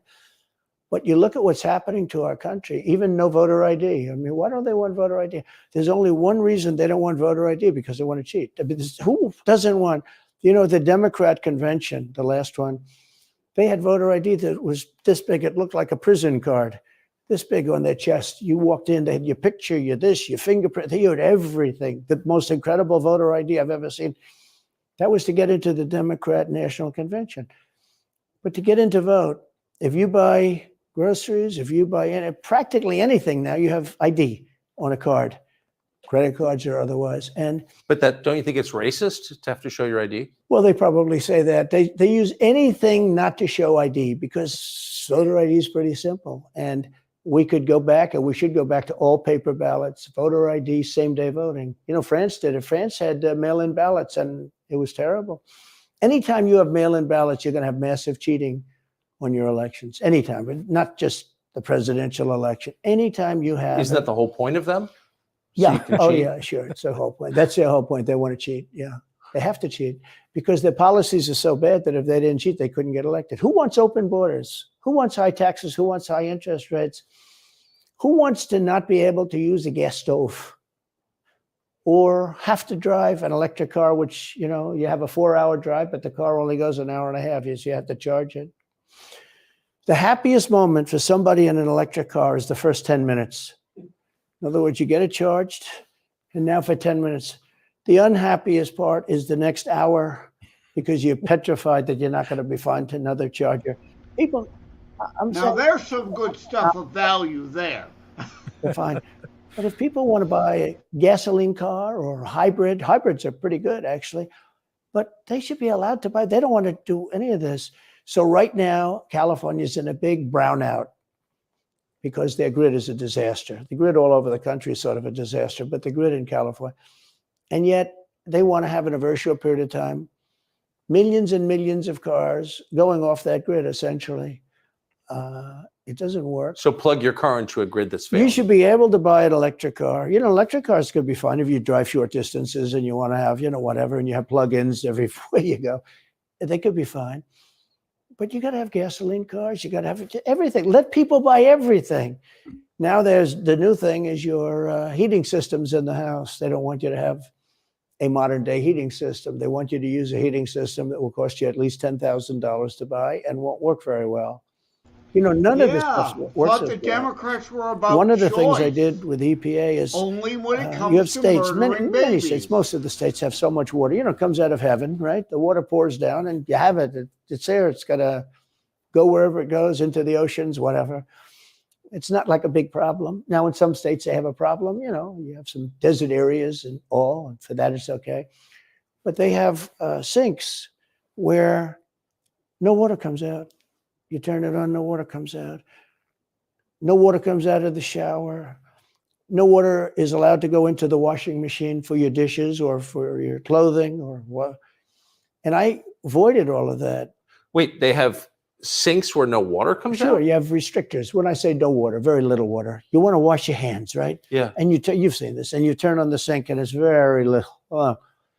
Or you want to wash your beautiful hair, right?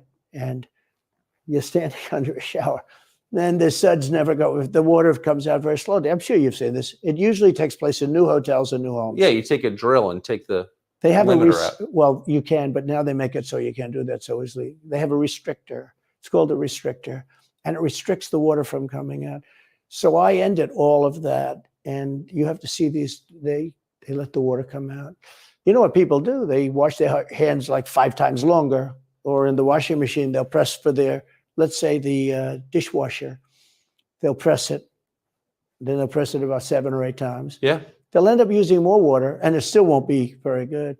I met with the head of Whirlpool. They were practically going out of business during my administration, and they said to me from Ohio, incredible, great state. I love Ohio. And they were really doing badly because people were dumping washing machines all over, mostly from South Korea, but also from China. And he was explaining it's just a terrible situation. I said, let me ask you, how's the quality? He says, we're better, but they are good enough quality. But, you know, of course he's going to say that, but, you know, they are better. He said, but they don't allow us. They're dumping these machines. They're cutting us in half. They're killing us. And on top of it, the government won't let us use water in our machines. I mean, he shows me like a quarter of a bottle of water. That's supposed to be washing clothing. And I freed it all up, and I put tariffs on these countries that were selling and the machines coming into the country. And that company went from all the washing machine companies, they make washing machines, they make dryers, they make all of the different machines that do this kind of work, including dishwashers. And they went from a disaster area to being just thriving. But can I ask, they love me in that part of Ohio. Well, I bet they do, but why should EPA, no one at EPA was elected by anybody. Yeah. Why do they have the power to decide how much water your washing machine uses? Shouldn't Congress in a democracy get to vote on that? Yeah, you could say that. They do things that are not very... So how do you, that's my question. How do you, if you get elected again, go back to Washington, how do you keep the agencies under control? How do you keep FBI and CIA specifically under control? The way you do it, like I fired Comey, that was a big deal. You know, a lot of people said, and I fired him very early. Somebody said, oh, I wish you would have fired him. There was a real question about firing him. Anyway, you understand, because, you know, when they have a 10-year term, there is a question. I fired Comey. That was a great thing. If I didn't fire Comey, maybe I wouldn't be talking to you, or I'd be talking to you about real estate or something else other than politics, right? That was a coup, in my opinion. That was a very sick deal. That was the insurance policy. You remember the insurance policy? Oh, she's going to win, darling. She's going to win. But just in case she doesn't, we have an insurance policy. An insurance policy was what they were doing. And we caught them with that. That was a very important tweet or whatever it was, text. It was a big deal. That was a big deal. The insurance policy. She's going to win 100 million to 1. That's not good odds. At least they gave me 1, right? 100 million to 1. But just in case she doesn't win, we have an insurance policy. And everybody said, that's strange. That's strange. But we caught all that because I fired Comey. Because when I fired Comey, it was like throwing a rock into a hornet's nest, into a nest of bees, and the place went crazy. So when you were president, are you confident that you knew everything, say, CIA was doing around the world? No, I'm not. It's a very interesting group of people. I had very good relationships, I thought, but I was a little surprised when I got out that, things go on. Look, it's... What were you surprised by? I was surprised. I think it's some of the people. I was surprised that there was... I had a group of people. Look, we killed many, using the CIA, I have to say this, very bad actors. We were very good at it. You look at Soleimani, you look at al-Baghdadi, bigger than Osama bin Laden. Yeah, Osama bin Laden, somebody like al-Baghdadi me talking about enemies of did state ISIS, being and he was killed building before? ISIS very strongly. And that was the CIA that did that. That was really us that did that. Yeah. That was really us that did that. And Soleimani was us that did that, not so much CIA. But we did some very good work with the CIA. What I started, when I looked at the 51 intelligence agents saying that was the laptop from hell was Russia disinformation, when I took a look at that, I said, that's a horrible thing. They knew it wasn't. They knew it was not. And by the way, you're talking about cheating on the election? McLaughlin and Fabrizio, great pollsters, they said a thing like that plus other things meant anywhere from 10 to 17% of the vote would change. Whatever happened to Mike Pence? You've always been nice to Pence. I've never heard you criticize Pence. You've defended him in public many, many times. He's out there attacking you. What is that? So Mike wants to run for president. You got to understand, in my opinion, Mike Pence had the absolute right to send the votes back to the legislatures. The Democrats and everybody said, you don't have the right. In other words, what I said, is he a human conveyor belt? You mean if he finds fraud in Pennsylvania, in Georgia, in any of these states, Arizona, he has to send them to Mitch McConnell, right? That's right, sir. Well, if he finds fraud, he has to? Yes, sir. I said, so he's a conveyor belt. Boom, put him in. I said, I don't agree with that. And we had some lawyers, not all, we had some lawyers that said, no, you do have the right to send them back to the legislatures to be rechecked. Because if you looked at what went on in Wisconsin, who, by the way, now agree with me, Wisconsin has been virtually, other than the fact they're not allowed to do anything statutorily, but Wisconsin has been, what they found is incredible. we won Wisconsin. But Mike Pence had the right, in my opinion, to send them back. Do you ever talk to him now? No, I haven't spoken to him in a long time. I was very disappointed in him. I didn't want to do what Thomas Jefferson did. Thomas Jefferson, it was Georgia. And it was, hear ye, hear ye, the great state of Georgia is not capable or allowed to tabulate their votes. And Thomas Jefferson, who was the vice president, said, is Georgia sure that they cannot tabulate their votes? Georgia is sure. He didn't send them back and have them redo it. He said, we will keep the votes of the great state of Georgia for Thomas Jefferson and his president. I didn't ask him for that. Could have done that too, but I didn't. I thought that would be turmoil. I asked him to send him back to his legislature, to the legislatures, in Wisconsin, let's say. But why didn't he? You'd worked together for 4 years. You're the president. He's VP. You say you're aligned on everything. I think he got very bad advice. I really do.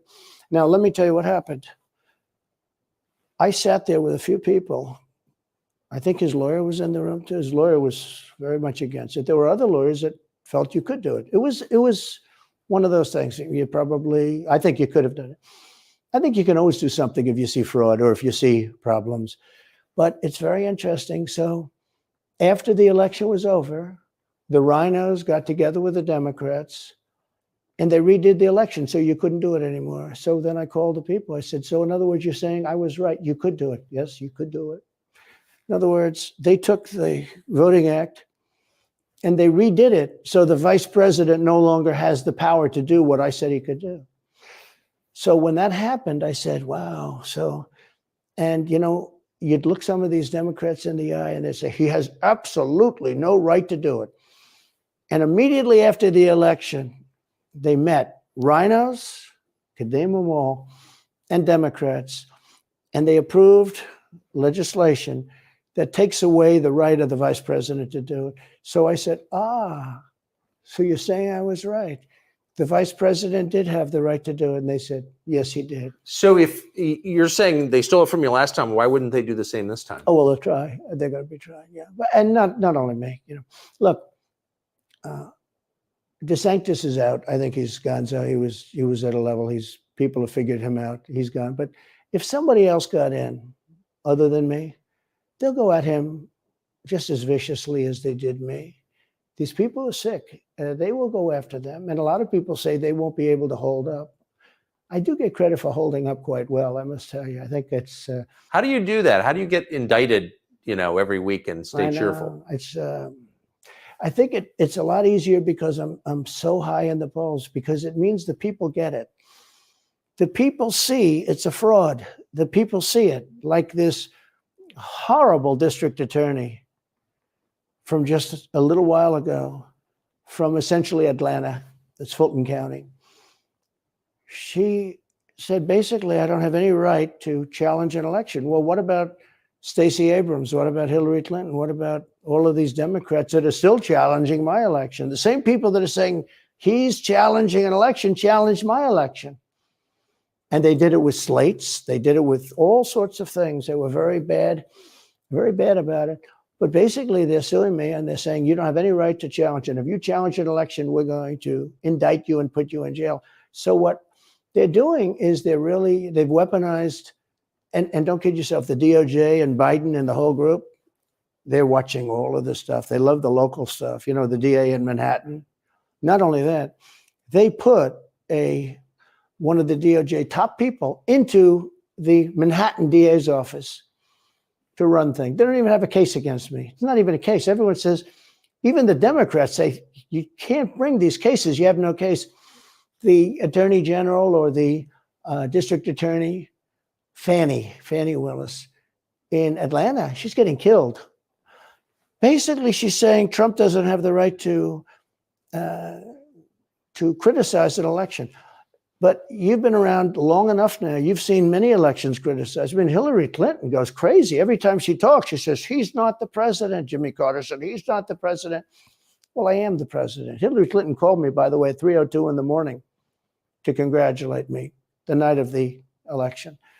Did her voice crack? Well, her voice was, it's very different, I will say. I won't get into that. But what do you mean? Her voice was very different. Don't forget, they were all celebrating at 5 o'clock in the afternoon. And I came home and I said, you know, I think we won. I felt we won because the rallies are so big. You know, we'd go to Wisconsin and we'd go to Georgia. We'd go to different states. In Michigan, we'd have rallies. In Pennsylvania, we had 58,000 people in Butler.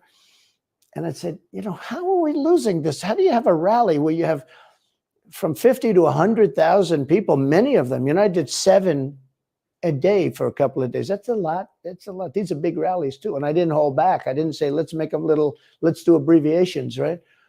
But they challenged this stuff. Yeah. Hillary called me up and conceded. Now, the word is that Obama said you have to do that. But she called up and totally conceded. But now, you know, every time you see her on television, she's saying like, well, she's challenging the election. Do you think so? That would mean that she should be indicted, but that would mean also that Stacey Abrams in Georgia should be indicted because she still thinks she won the election for governor. She still thinks that. She's never recanted. And do you think Stacey Abrams will be indicted for that? No, of course not. She won't be. The Democrats don't get indicted for things like that. They don't get impeached. No, it's a different thing. With that being said, yes, I had great support when they did impeachment hoax #1 and impeachment hoax #2. Jim Jordan, the House was fantastic. And actually the Senate was very good for me, other than, Mitch McConnell. I think if he had, it's too bad I endorsed him. He was begging, he was going to lose that race, and I endorsed him, and he ended up winning the race because of my endorsement. He was down, he was going to lose to Amy McGrath. She was $90 million in cash, all set to go. She was leading by 3. He was going down. I did him a favor, and then 3-4 months later, he really wanted to impeach me. He's a bad guy. But if you look at what's going on politically, so interesting. The level of loyalty is different in politics than it is in normal life, I will say. With that being said, I've had great loyalty also. But the House was fantastic. The Senate was very good. They overrode Mitch McConnell. Mitch McConnell, in my opinion, was trying to get senators to impeach me, especially for the second one. And on the first one, he acted very, very slow. He should have gone much faster. But Mitch McConnell wanted to, and the senators went up to him, guys that are subservient to him because he gives money. He gives them money. He gives them a lot of money. He raises some money and he gives it to them, and therefore they do what he said. That's the only form of leadership he's got. So last question, if you're elected president again, what's your number one priority? When you ran last time, you said, I will build a wall. This time, your bottom line top promise to the country. So you can do numerous things at the same time. Of course. But let's say number one is a border, and taking hundreds of thousands of criminals that have been allowed into our country and getting them out and bringing them back to their country, Guatemala. By the way, not only the 4 countries that we think of as neighbors, all over the world. Last month, we had 149 countries represented. Think of it. We had 149 countries represented, Tucker, from places that many people never even heard of, coming into our country. And they're coming in from mental institutions, and they're coming in from prisons. They're emptying out their prisons all over South America. They're emptying out their mental institutions. Terrorists are pouring into our country. We have no idea. I had the strongest border in the history of our country, and I built almost 500 miles of wall. They like to say, oh, was it less? No, I built 500 miles. In fact, if you check with the authorities on the border, we built almost 500 miles of wall. And I had another 200 that I was going to build. It's like water, it seeks. And we're going to build another 200. We built it. It was all set to go. All they had to do was install it. It would have taken 3 weeks. And that's when I found out. I said, I think these people actually want open borders. The first thing I would do would be, I would seal up the border good and tight, except for people that want to come in legally. Do you think we're moving towards civil war? There's tremendous passion and there's tremendous love. January 6th was a very interesting day because they don't report it properly. I believe it was the largest crowd I've ever spoken before. And some of the crowds I've spoken before. And like July 4th on the mall, I think they had 1 million people there. But I think that the biggest crowd I've ever spoken before was on January 6th. And people that were in that crowd, a very, very small group of people. And we said, patriotically and peacefully and patriotically, right? Nobody ever says that. Go peacefully and patriotically. But people that were in that crowd that day, very small group of people went down there. And then there are a lot of scenarios that we can talk about. But people in that crowd said it was the most beautiful day they've ever experienced. There was love in that crowd. There was love and unity. I have never seen such spirit and such passion and such love. And I've also never seen simultaneously and from the same people such hatred of what they've done to our country. So do you think it's possible that there's open conflict? We seem to be moving towards something. I don't know because I don't know what it, I can say this. There's a level of passion that I've never seen. There's a level of hatred that I've never seen. And that's probably a bad combination.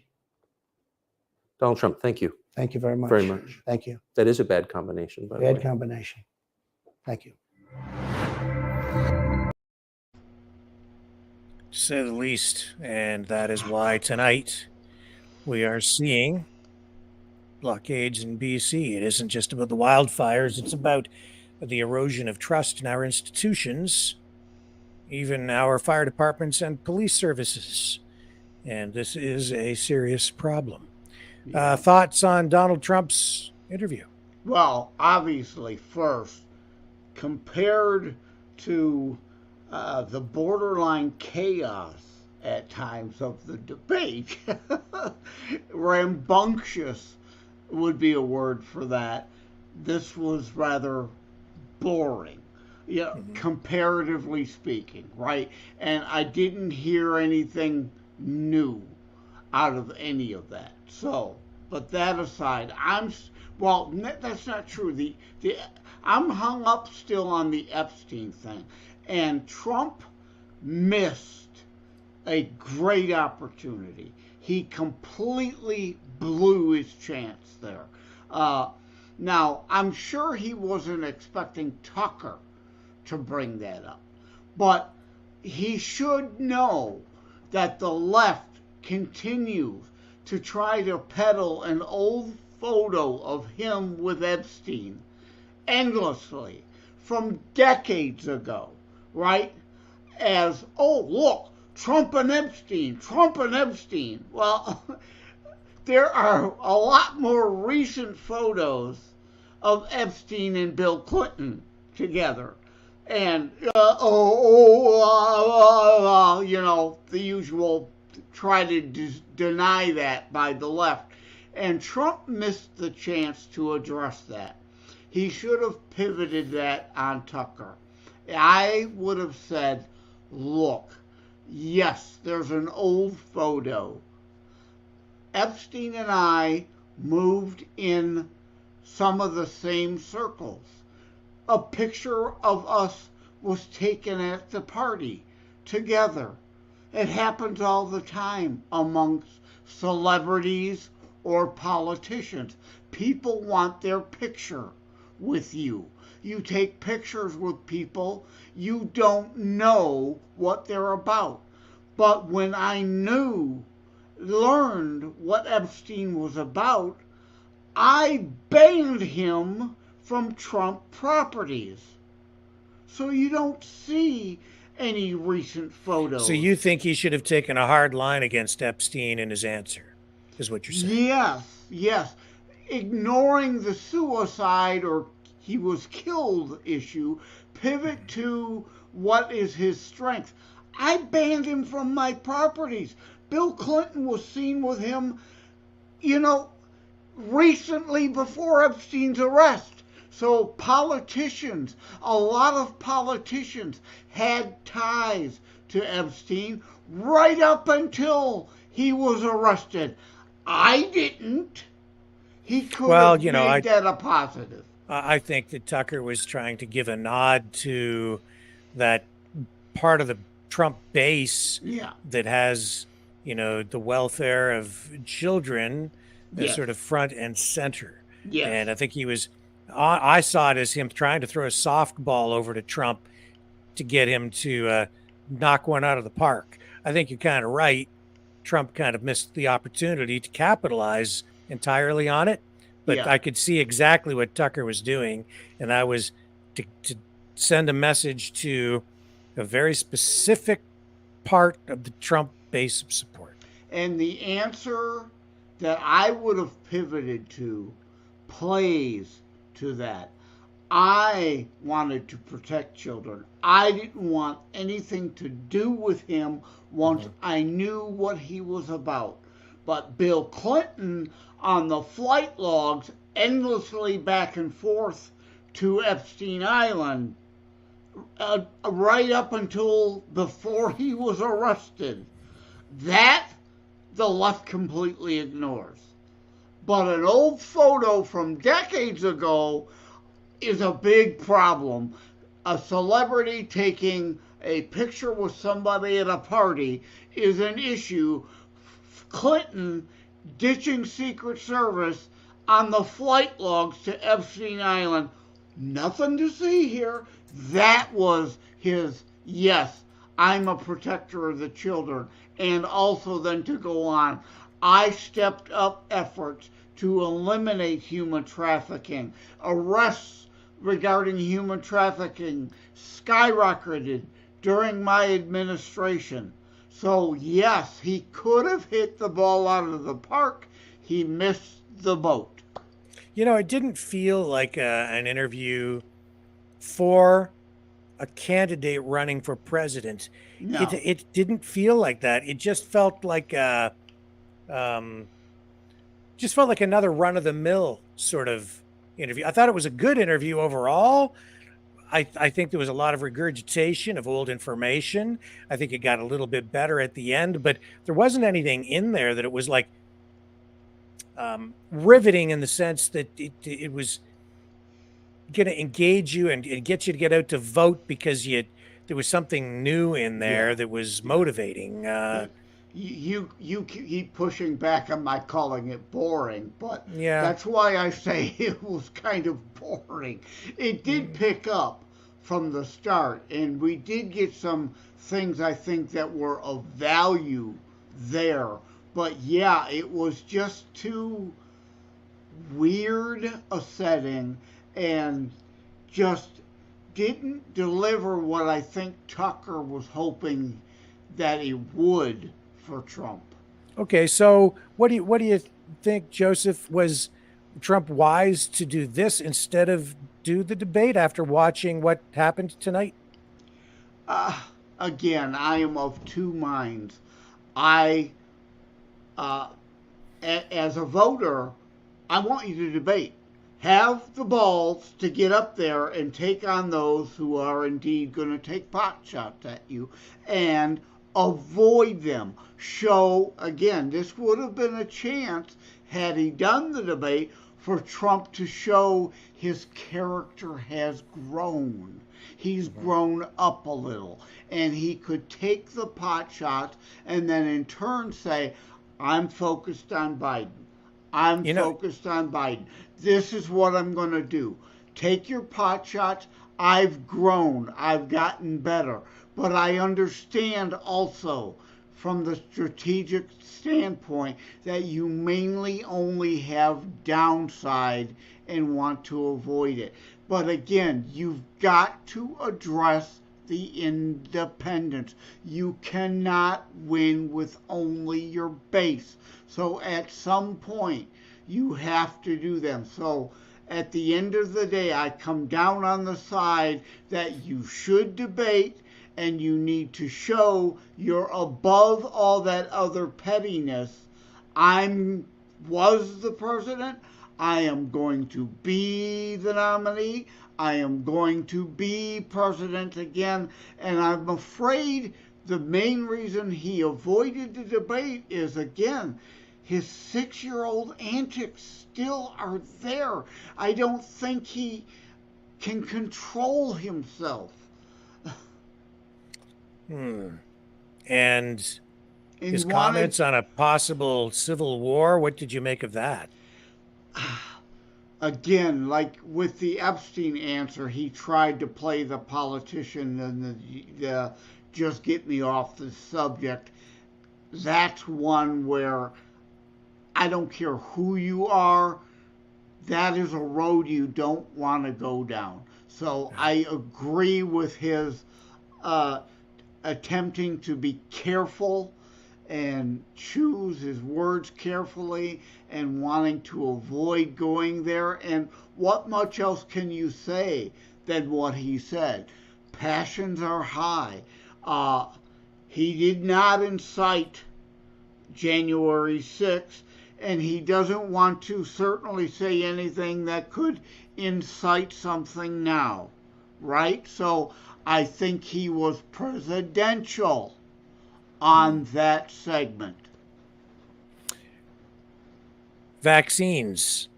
Tucker did not really go down that road. I've kind of looked at the vaccines as a potential liability for Trump. It is. And no mention of it. I think this was a friendly interview. Oh, absolutely. I've said it many times. I think I said it pre-debate, right? On the issue of vaccines. The hubris of DeSantis to not say, yes, I did a lockdown and a mandate. I quickly reversed myself because it was a mistake. I'm sorry. I've learned. I took bad advice. Trump, his hubris regarding the vaccines to this day. And spare me the, yeah, but he didn't mandate anybody take it. I don't give a shit. That's not the point here. He still supports the jabs if you choose to get it. He still refuses, because of his hubris, to admit Operation, and that's why Tucker didn't bring it up. He knows Trump will not admit Operation Warp Speed a failure. It did not deliver vaccines. It gave us mild flu shots with more side effects and negatives and actually killing some people. I know people who now have myocarditis who never had any heart issues whatsoever in their entire life until after getting the jab. The side effects are more dangerous than the benefits they give you. Trump will never, ever admit that failure. Never. So Tucker avoided it. So to me, that's like remains the number one issue for me, my life, for people around me, for my community. And here I sit, and the people who seem to be most concerned and share that concern with me on that issue still seem to be lining up, and they're ready to continue to support Trump for another term in office. I am too. But I'm not a hypocrite. I call them out on it. Yeah. Principles, not personalities. Trump is wrong. Trump is giving in to his hubris. We saw it during the Tucker thing. Oh, people don't like you. Oh, I think people, his ego, his hubris, pride is a sin, and that is his character flaw. It is, but I'm willing to overlook it because of policy. Principles, not the personality. His personality is piss poor. I would never invite him over for a family dinner. Never. I don't like him enough to do that. But I don't hate him. I don't suffer Trump derangement syndrome. His policies, for the most part, are good, and I support him. Nobody's perfect. I'm not perfect. You're not perfect. Nobody is perfect, including Trump, nor anyone else. Well, Joseph, it is getting close here now to 20 after 12. Man, we've been at it for quite a long time. You've been on for 6 hours and 18 minutes. I never expected to spend from 8:30 till after midnight with you. I really appreciate you hanging in there. I don't know what happened to Leo, but yeah. He had to go back to work. Oh. He spent his lunch break with us. He works night shift. Any final thoughts here to wrap up tonight? At the end of the day, again, like you put it with the debate, as to a lot of them, they didn't really do anything to move the needle ahead. Yeah. They didn't really do anything to move the needle behind. I think over the next few days, as the spin occurs, some may get negatives. But again, they're fighting amongst themselves. The same thing with the Tucker interview. Trump did nothing to help himself, but I don't think he did anything to hurt himself. And that's the game Trump is playing now. Safe. Try to play everything safe. He only has downside, but there's a danger. Playing things safe, you can get burned. Because again, you cannot win with just your base. You must garner independent support. And he's not doing that yet. This is the breaking news out of British Columbia. I do have some video here to share with you just briefly before we depart for the evening. This is the standoff I've been talking about. Yeah. To give you an indication of what's going on. again, this is over the wildfires, people blockading the roads, taking matters into firefighters their own are homes. not your enemy. The firefighters are not the problem. You need to work with and cooperate with the firefighters. The police are put into a bad situation now because they are ordered to try to force these people out who already distrust the government. And so you can see here, actually, in this particular case, the police are blocking the road, preventing, I guess, access, and the residents are trying to get in there. And they've got those spike belts down on the road to prevent vehicles from getting in. And just listen to what they're saying. And what the problem is here is we don't see what's down that road. We need a drone picture. We need to know what is going on. Should these people actually be allowed? Listen to what they're saying here, Joseph. Just listen. Listen.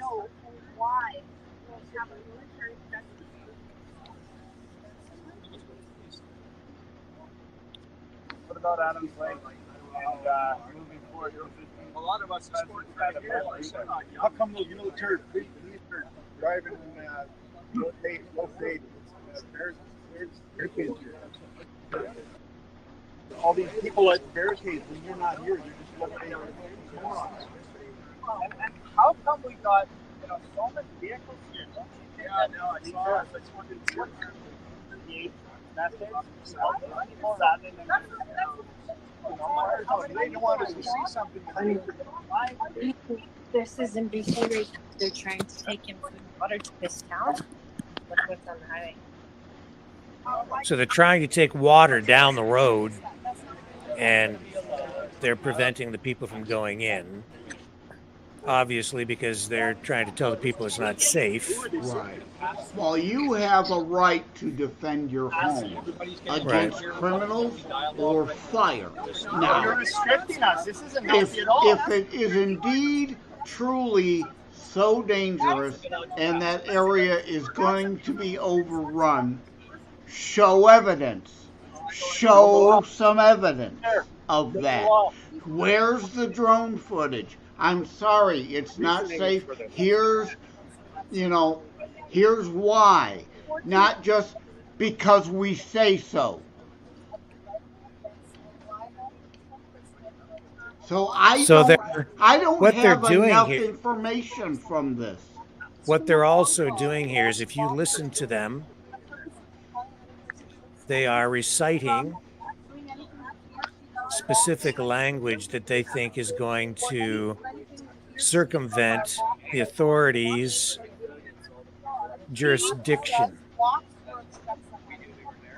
override it.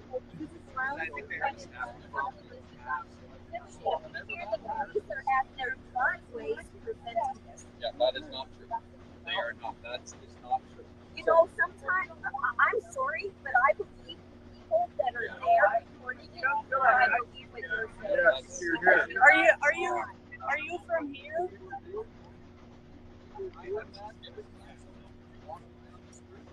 So you see, yes, they're trying to challenge the authority of police here. Yeah.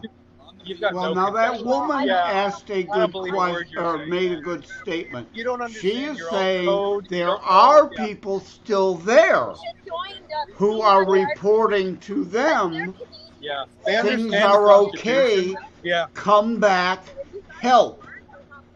All right. Again, if that's not factual, then demonstrate the evidence. 2 to 5 years in jail. Otherwise. It's that centralized law enforcement. If they deliver this,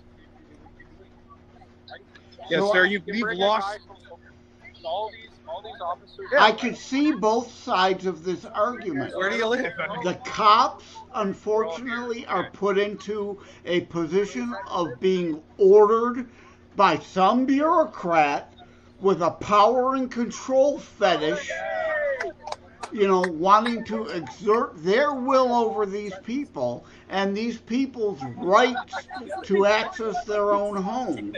So I could see both sides of this. I don't have enough information. We need a drone. Somebody get a damn drone in the air, show what's happening where they want to go. So we know who is right and who is wrong here. We can't tell by this. Hey, I saw you remember me. Yeah, what's your name? Good. I forgot your name. Yeah. Anna, yeah. So again, this out in British Columbia, and this is what's been going on out there tonight. Oh, this all because of the wildfires, and it's a combination of concerns over the wildfires and, of course, the erosion of trust in our institutions, police, firefighters, local, provincial, federal governments out there.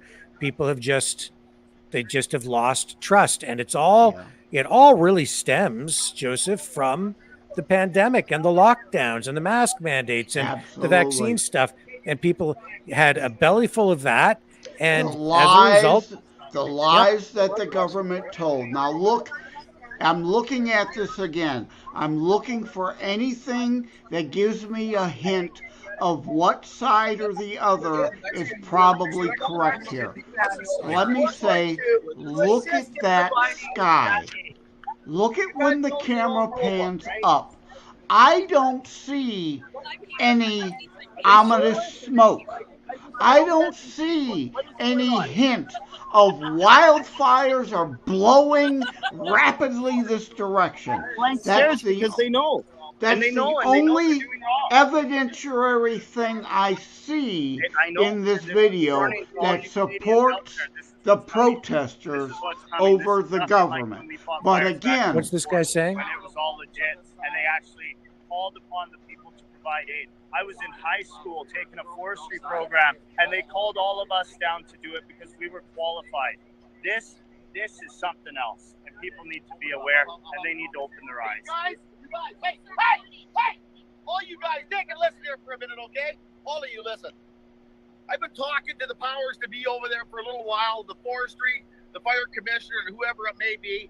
We're into talks right now, and they're allowing certain people to come over there to go to work to fight the fires. They need their 100 or 180 or whatever the fuck it is. Oh, whatever the fuck. I'm not here to argue with you. Hey, I don't give a fuck whether I swear or not, okay? It's not up to you. I'm talking, so be quiet and listen.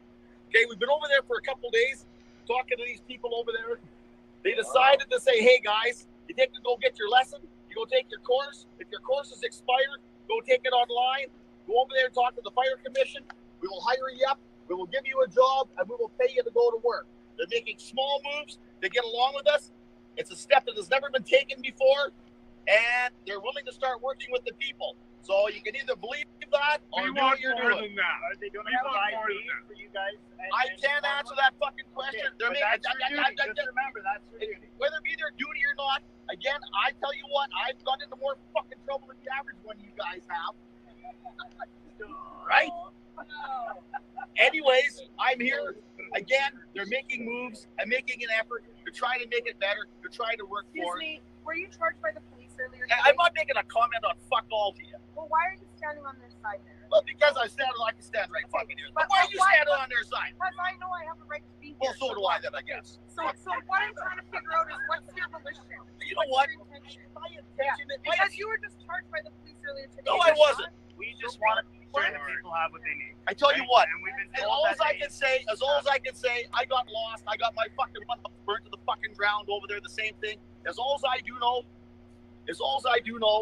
is they are making an effort to try to work with the people. That's all I know. They're going over there tonight. They're talking to get people some hall passes that they can go to school, get the course. Anybody that has the course can apply. They will hire you and give you a job, is what they told me. That's not the point. This is a barrier. This is an illegal barrier. It can be illegal as whatever it is. I'm just saying. Also, are you a cop or something? Yeah, fuck yeah, I'm a What's cop. going on here? Yeah. You were talking to me this morning. Anyways, you guys, I'm just saying my You're giving part. us the sob story. We've heard your The part. sob story about how you got arrested and how you were supporting our cause. And now where are you sitting? I'm not. You know what? Where are you sitting? Are you serving?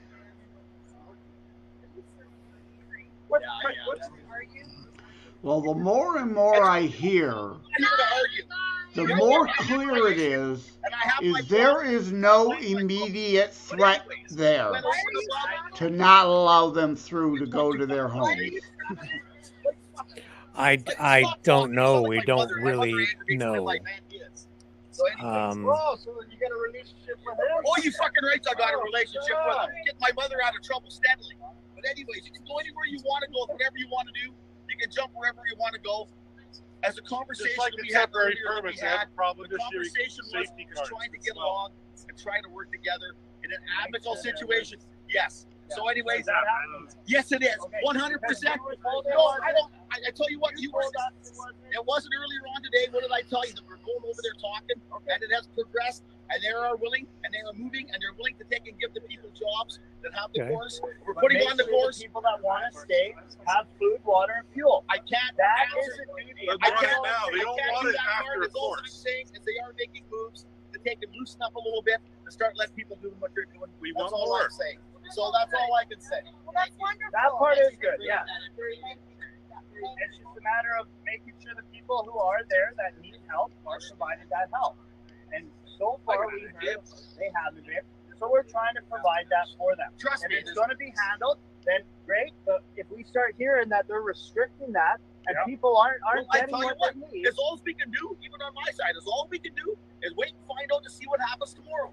This was told tonight. I talked to the fire commissioner, and he said that they were working on it. We went over there and had a small meeting with 4 or 5 on the tailgate of a pickup after I talked to you. And they said that they were willing to start working a little bit with the people. And as long as you had the course, they would hire the locals and they would pay them and put them to work to take and go do their thing. It's a small step. It's something they said that's never been done before. Here's what our concern is.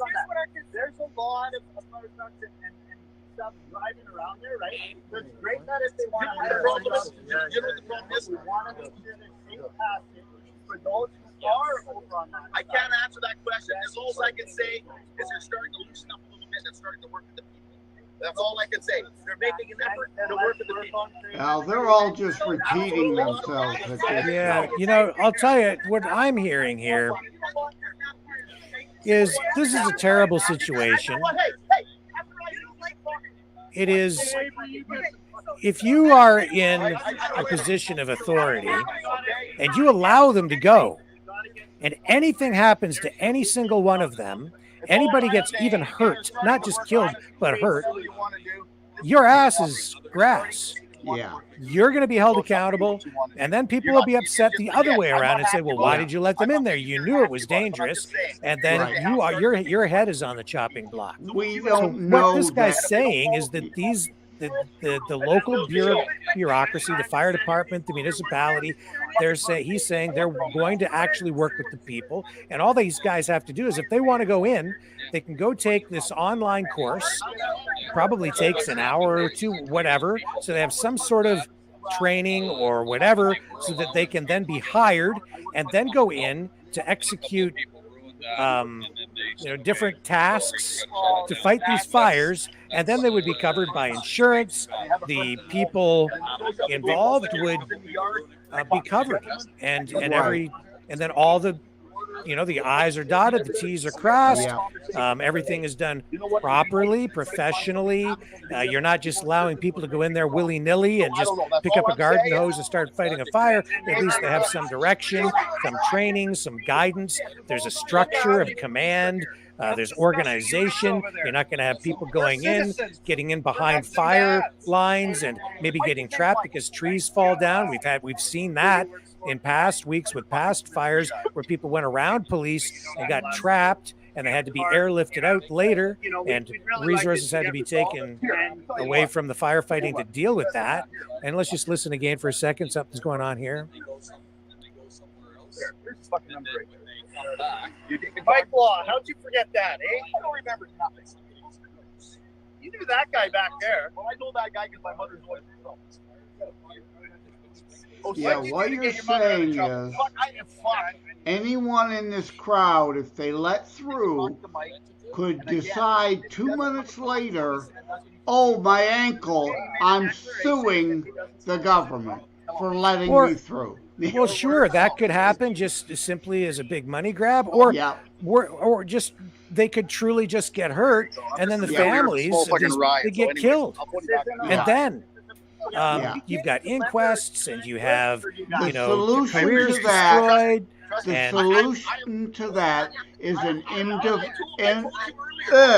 indemnifying waiver. Sign a waiver. I indemnify. I am on my own. I do this of my own free volition. A contract. I indemnify the government of responsibility for me. Period. But even then, if you allowed a bunch of people to go in there and you gave them this and said, "Oh, you just make sure that you don't hold us liable," they're still going to be held liable, even in a court of public opinion, and that's a big liability for any bureaucrat, public official, politician, whatever. But providing some level of training, even if it's only an hour or two, and then properly equipping them and giving them the proper safety gear and doing things properly and professionally, that kind of addresses it. That's what this guy's trying to tell these folks. Yeah. So that they get what they want. They just have to give a little bit on the other side and say, okay, let's go take this course. It'll take an hour or two, and we'll jump through the hoops, and then we're good to go. But of course, they don't want to hear that. They're emotional right now, which I understand. Exactly. We're dealing with emotional hysterics here. The battle lines have been drawn. Neither side wants to give an inch. The government side, the cops, are between a rock and a hard place. They can't give an inch. Right. So, they're under orders. So, I can see both sides having valid points here. But what is clear is that obviously if, you could go take a course, come back, we'll hire you, we'll suit you up, we'll send you in. Obviously, there is no immediate threat. Therefore, you have no authority to keep me from my property. Well, I can't say what's down that road. I don't know. What's this guy saying? What do you think? What do you think the main topic is here? Probably just people trying to access their homes, I'm thinking. Yeah, there was a humanitarian aid coming in with supplies for all the people fighting and trying to save their houses, and food, gas, all the stuff. And so it's actually not their houses. They're supposed to they're bringing stuff in for people down the road. So there is that. That is true. So technically speaking, you don't have access to that area because you don't reside there. But at the same time, I'm invited in by the property owner. Therefore, you don't have a right to block me going somewhere I am invited to go. So again, we're dealing with a lot of technicalities here. And this is Canada, not the United States. So the laws are a little bit different, of course. And I can tell you, the cops have every right to block off a road. They can do it. I want to help in any way I can. Corey, the law supports. You want to do a quick wrap up here? I'm just about out of battery, and because it's probably time for us to wrap it up too. Right? We didn't realize that things were this blockaded down on this end. We've been to and fro here. There was 2 large trucks and people blocked in the middle, but there wasn't 15 plus vehicles here. I was here at 5, and there was one car, CVSE. So we're not sure why things are amping up. We're not sure why they don't want to create a solution to provide to the people across the lake, but we'll get to the bottom of it. There's going to have to be meetings. They are offering a solution. They're telling us not until tomorrow morning.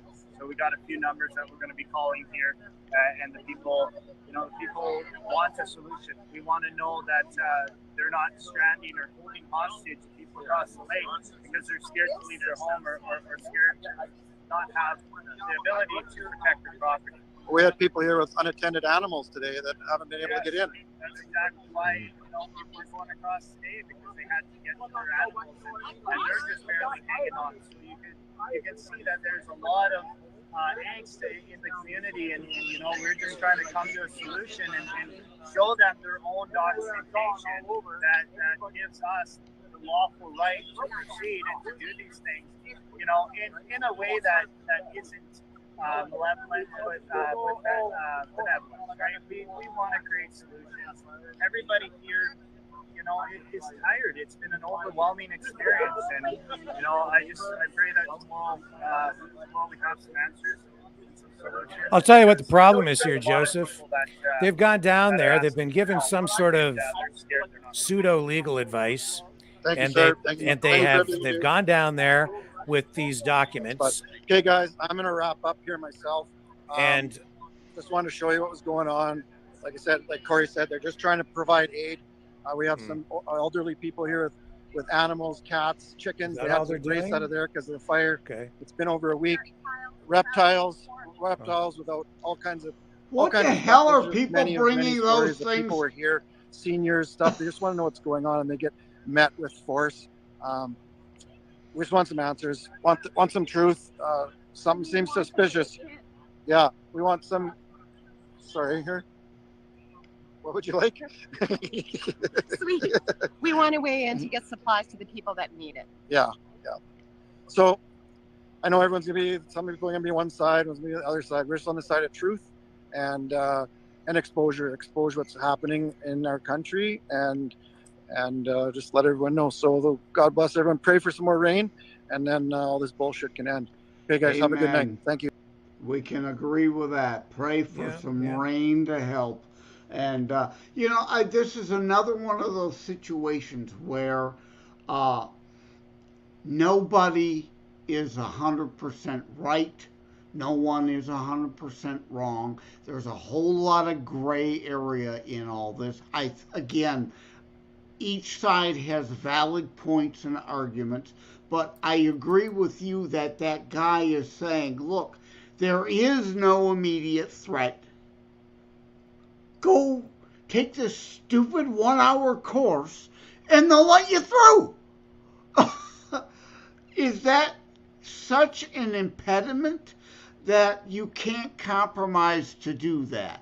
And in fact, it's a wise thing to do, because if you're going to go in and fight fires, wouldn't you want some training? Wouldn't you want proper safety equipment? Wouldn't you want the proper gear to fight the fire? Wouldn't you want to go in with a team and a plan and a strategy and coordination and do things safely so that nobody gets hurt, and do things effectively so that you actually make a difference, and you're not just running in there without any idea of what you're doing, no professional training. You're bringing everybody in there. You're putting everybody at risk. It's really kind of stupid when you think about it. And it's very clear to me that they've gone down there with some documents. You saw the documents in his hand, and I know exactly where that's coming from. And these are somebody said, you take these things down and you show them these documents, and they'll have to let you through, because this is going to show them that they have no jurisdiction here. And clearly they're wrong, because it didn't get them anywhere. They didn't get through. The blockade stays up. The cops did not budge an inch, because they do have the authority. They do have the jurisdiction. They do have the legal right to block that road to keep people safe. And like it or not, that's just the legal reality. So you can go down there with all these papers that somebody has given you in some meeting someplace and wave those in any cop's face that you want, but it's just not going to get you anywhere, which is what I've been saying here for quite a long time on this program. People getting this kind of pseudo-legal advice, you're being misguided, you're being misled. And so they're actually like, I know what this is about. And it's not just about trying to save the houses. I'm sorry, it's just not. These guys are down there getting up in the faces of the cops. They're looking for a fight. They're looking for a confrontation. I agree and see that too. Again, I can understand and side with their desire and want to push back. 100%, yes. We may not like the system, But until we can change the system, you have to work within the system as best you can to fight it from within to change the system. That's right. That's right. And you're getting some compromise from people. They're saying, just go over here. You can probably do it on your damn phone. Right there. Your If you'd have stopped arguing for the last 2 hours, you could have, you're right, probably completed the damn training they said online, and, then, no printer. But which makes me wonder, what's the true motivation and objective here? Is it really to get in there and fight fires and contribute and try to find a real solution to the problem? Or are you trying to make some sort of scene? Right, you're trying to... Right, they created the viral scene, and I have no doubt, probably some of them earnestly want to help. I agree with you. Others are just looking for a viral confrontation. Yeah. That's what it is. And I'm sorry if, folks in the chat, I'm not looking at the chat right now. You might not see it that way, but it's pretty clear to me what's going on. And there's some theatrics involved here. There's a larger agenda, and we all know what that is, because I don't know, Joseph, you probably are not aware, but things are heating up here politically, with some, shall we say, big protests planned over the next few weeks in Canada. And I think what you're witnessing here is a beginning of that. First salvo shots, exactly. Yeah. We have a similar with the sovereign citizen crowd. I think you just hit the nail right on the head, my friend. Right. Ask Wesley Snipes about not paying taxes because he's a sovereign citizen and he doesn't recognize the 16th Amendment here. Yeah, he spent time in prison. Again, I know exactly that. Absolutely. Some in that crowd absolutely are those kind of people strictly looking for a viral confrontation to try to push their agenda. And they're not entirely wrong. Right. But they're not entirely in the right either. Right. That's right. And unfortunately, we have a serious situation where property is at risk and lives are in danger. And the last thing we need is a bunch of people fighting with the first responders. Whose time should be spent more productively elsewhere. But they're complaining, why are there more cars here now? Because you keep trying to escalate. So they have to counter your escalation with their own escalation, but calling in reinforcements. And it's almost impossible to resolve this because the people who are down there are convinced that, rightly or wrongly, that the authorities are corrupt and they're not actually there to help. And in fact, they're there to make things worse, and they're involved in some sort of, activity to actually make the fires worse. I'm sure of that. I know that's in their heads. So, and let me defend that attitude. I have no doubt that there are some on the left who it serves their agenda to have it all burn. Yep. So again, they're not all wrong, but they're not all in the right. That's right. So that is what goes right back to what was dealt with at the end of that Trump interview. Are we headed for some sort of a civil war or what? And you're witnessing, the outer edges of that right now, because this is exactly what it comes down to. This is what happens when you have a government that was out of control, that pushed, that engaged in far too much overreach. They locked people down. They've, they prevented people from protesting. They They did all these terrible things to people, and they've just destroyed public trust. We're seeing it again. institutions. We're seeing the left escalation in America, in the Yes. United States. I hate that term. And in Canada, America. North America is Canada, Yep. U.S., and Mexico. So you got it. U.S. is not America. Yep. And I stupidly fell in that trap myself and said it. We're seeing that in the United States, not all of America, but I'm specifically talking in this case in the U.S. Leftist, celebrity, rich elitists who support the fascistocrats' agenda, taking to social media and peddling the "we need to mask up again" bullshit because it fits the agenda of moving towards lockdowns again. Yes. And moving Yes. towards everybody getting a paper ballot. And the fraud that is rampant with all those paper ballots. They are setting that up again to try to lock us down for the 2024 election like they did the 2020 election. Jamie Lee Curtis, clown, leftist clown. Love her movies, think she's a great actress.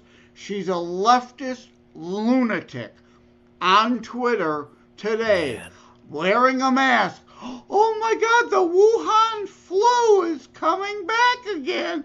You need to mask up. It's all to fit the leftist agenda for lockdowns. So I get all that. I do. Yeah. And I'll tell you, if they succeed in, or if they even try to do this again, I don't know what's going to happen, because right now these people are standing down, but you keep pushing people. And what you're seeing happen here tonight, that's going to escalate in different scenarios, in different situations where people are just not going to tolerate it. They're not going to put up with it. And they're going to go, Well, and you can get away with that more in Canada because, unlike America, our Second Amendment, a lot of people are going to be armed. And once one stray bullet gets fired in anger, they're all going to be firing. There's no time to question, what and why. Once one bullet fires, a whole lot of lead is going to be exchanged. Well, it's, again, pray for peace and pray that somehow these situations are resolved and that these homes are not destroyed and that these fires are somehow extinguished. I hate seeing this kind of escalation. I hate seeing this kind of conflict. Keep in mind, too, that I know that people don't have much trust in their government, if any, anymore. But those cops and those firefighters, they're your friends and they're your neighbors, too. They're part of your community. I don't believe that these folks at that level are, how shall I put this? They're worried about their families, feeding their family. So, yes, they're going to side with the people in government signing their paycheck. Because they need their job, too. They need to feed their family. Yeah, they are not the enemy here. Man, this is a terrible situation. But we need people to learn. These leftist lunatics keep getting back in office. When are you going to wake the fuck up? A lot of these wildfires would have been put out, if not prevented, if we didn't listen to the leftist idiocy policy and we're managing these forests Exactly. to begin with. Exactly. That's exactly right. They've created the conditions and maybe even more, to get these things started and spreading. And, the response has not been adequate and the prevention was just not there. The preventive efforts, not there. And that's also part of the left agenda. I wrote an article a few weeks ago on thelibertybeacon.com. Yeah. The law of unintended consequences. The left always is blind to it. All they want is their intentions, right? My feelings. But I care. I care. I said this before. I care so much about Bambi. I don't want you in there removing the brush. You'll upset Bambi. You know what upsets Bambi? Being fucking burnt to a crisp, you moron! And that is an excellent point. And with that, I think we're at a point, Joseph, where we can wrap up. So I will... I'll throw it over to you for a final thought this evening before we sign off. Well, again, Trump has it, barring anything massive, wrapped up. It doesn't mean the debate was unimportant. Trump, if elected, only has 4 years. It's the Constitution. He's term limited, 2 terms, not 2 consecutive. 2 terms. You can't just think about tomorrow in your home. Do you have a pantry, or do you only worry about what I'm eating today? No, you got to worry about what you're going to feed your family tomorrow and next week. You've got to think that in political terms also, right? You've got to look for now, but also what is beyond Trump. And that's the point of these debates. Joseph, thank you very much. Folks, you can support this channel, our news operation here, by donating at maverickdonations.com, or you can also go to freedomreporters.com and donate there. If you like the work that we're doing, it certainly helps pay the bills. And we do need your support. We are demonetized. YouTube, Facebook, they do not seem to like us. So we've been banned. I wonder why, Rick. I wonder why. I can't figure it out. I'm like a leftist. I'm clueless. I can't figure it out. I feel like you should be doing well. But we will be back tomorrow, and we will continue our coverage of those wildfires out in British Columbia. I think we're going to have an interview lined up with someone on the scene out there tomorrow, which will be Thursday, the 25th of August, 2023. And I'll be back at 6 p.m. Eastern Standard Time. You better get to bed. You need some sleep. Oh, yes, man. I've been on here now for what? 3 minutes away from 7 straight hours on the air. Yeah. Oh, my God. I'm worn out just from the short time I've been on with you. And, yeah, it's 1 a.m. now here, Eastern Time, in my time zone where I'm at. Way past my bedtime. I need to get my butt to bed.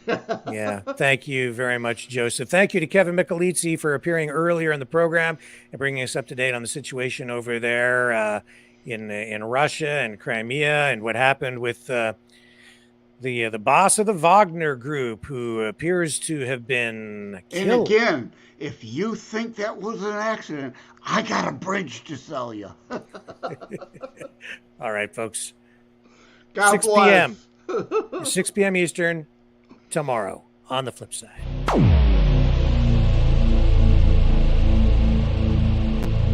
This has been a Maverick Multimedia production.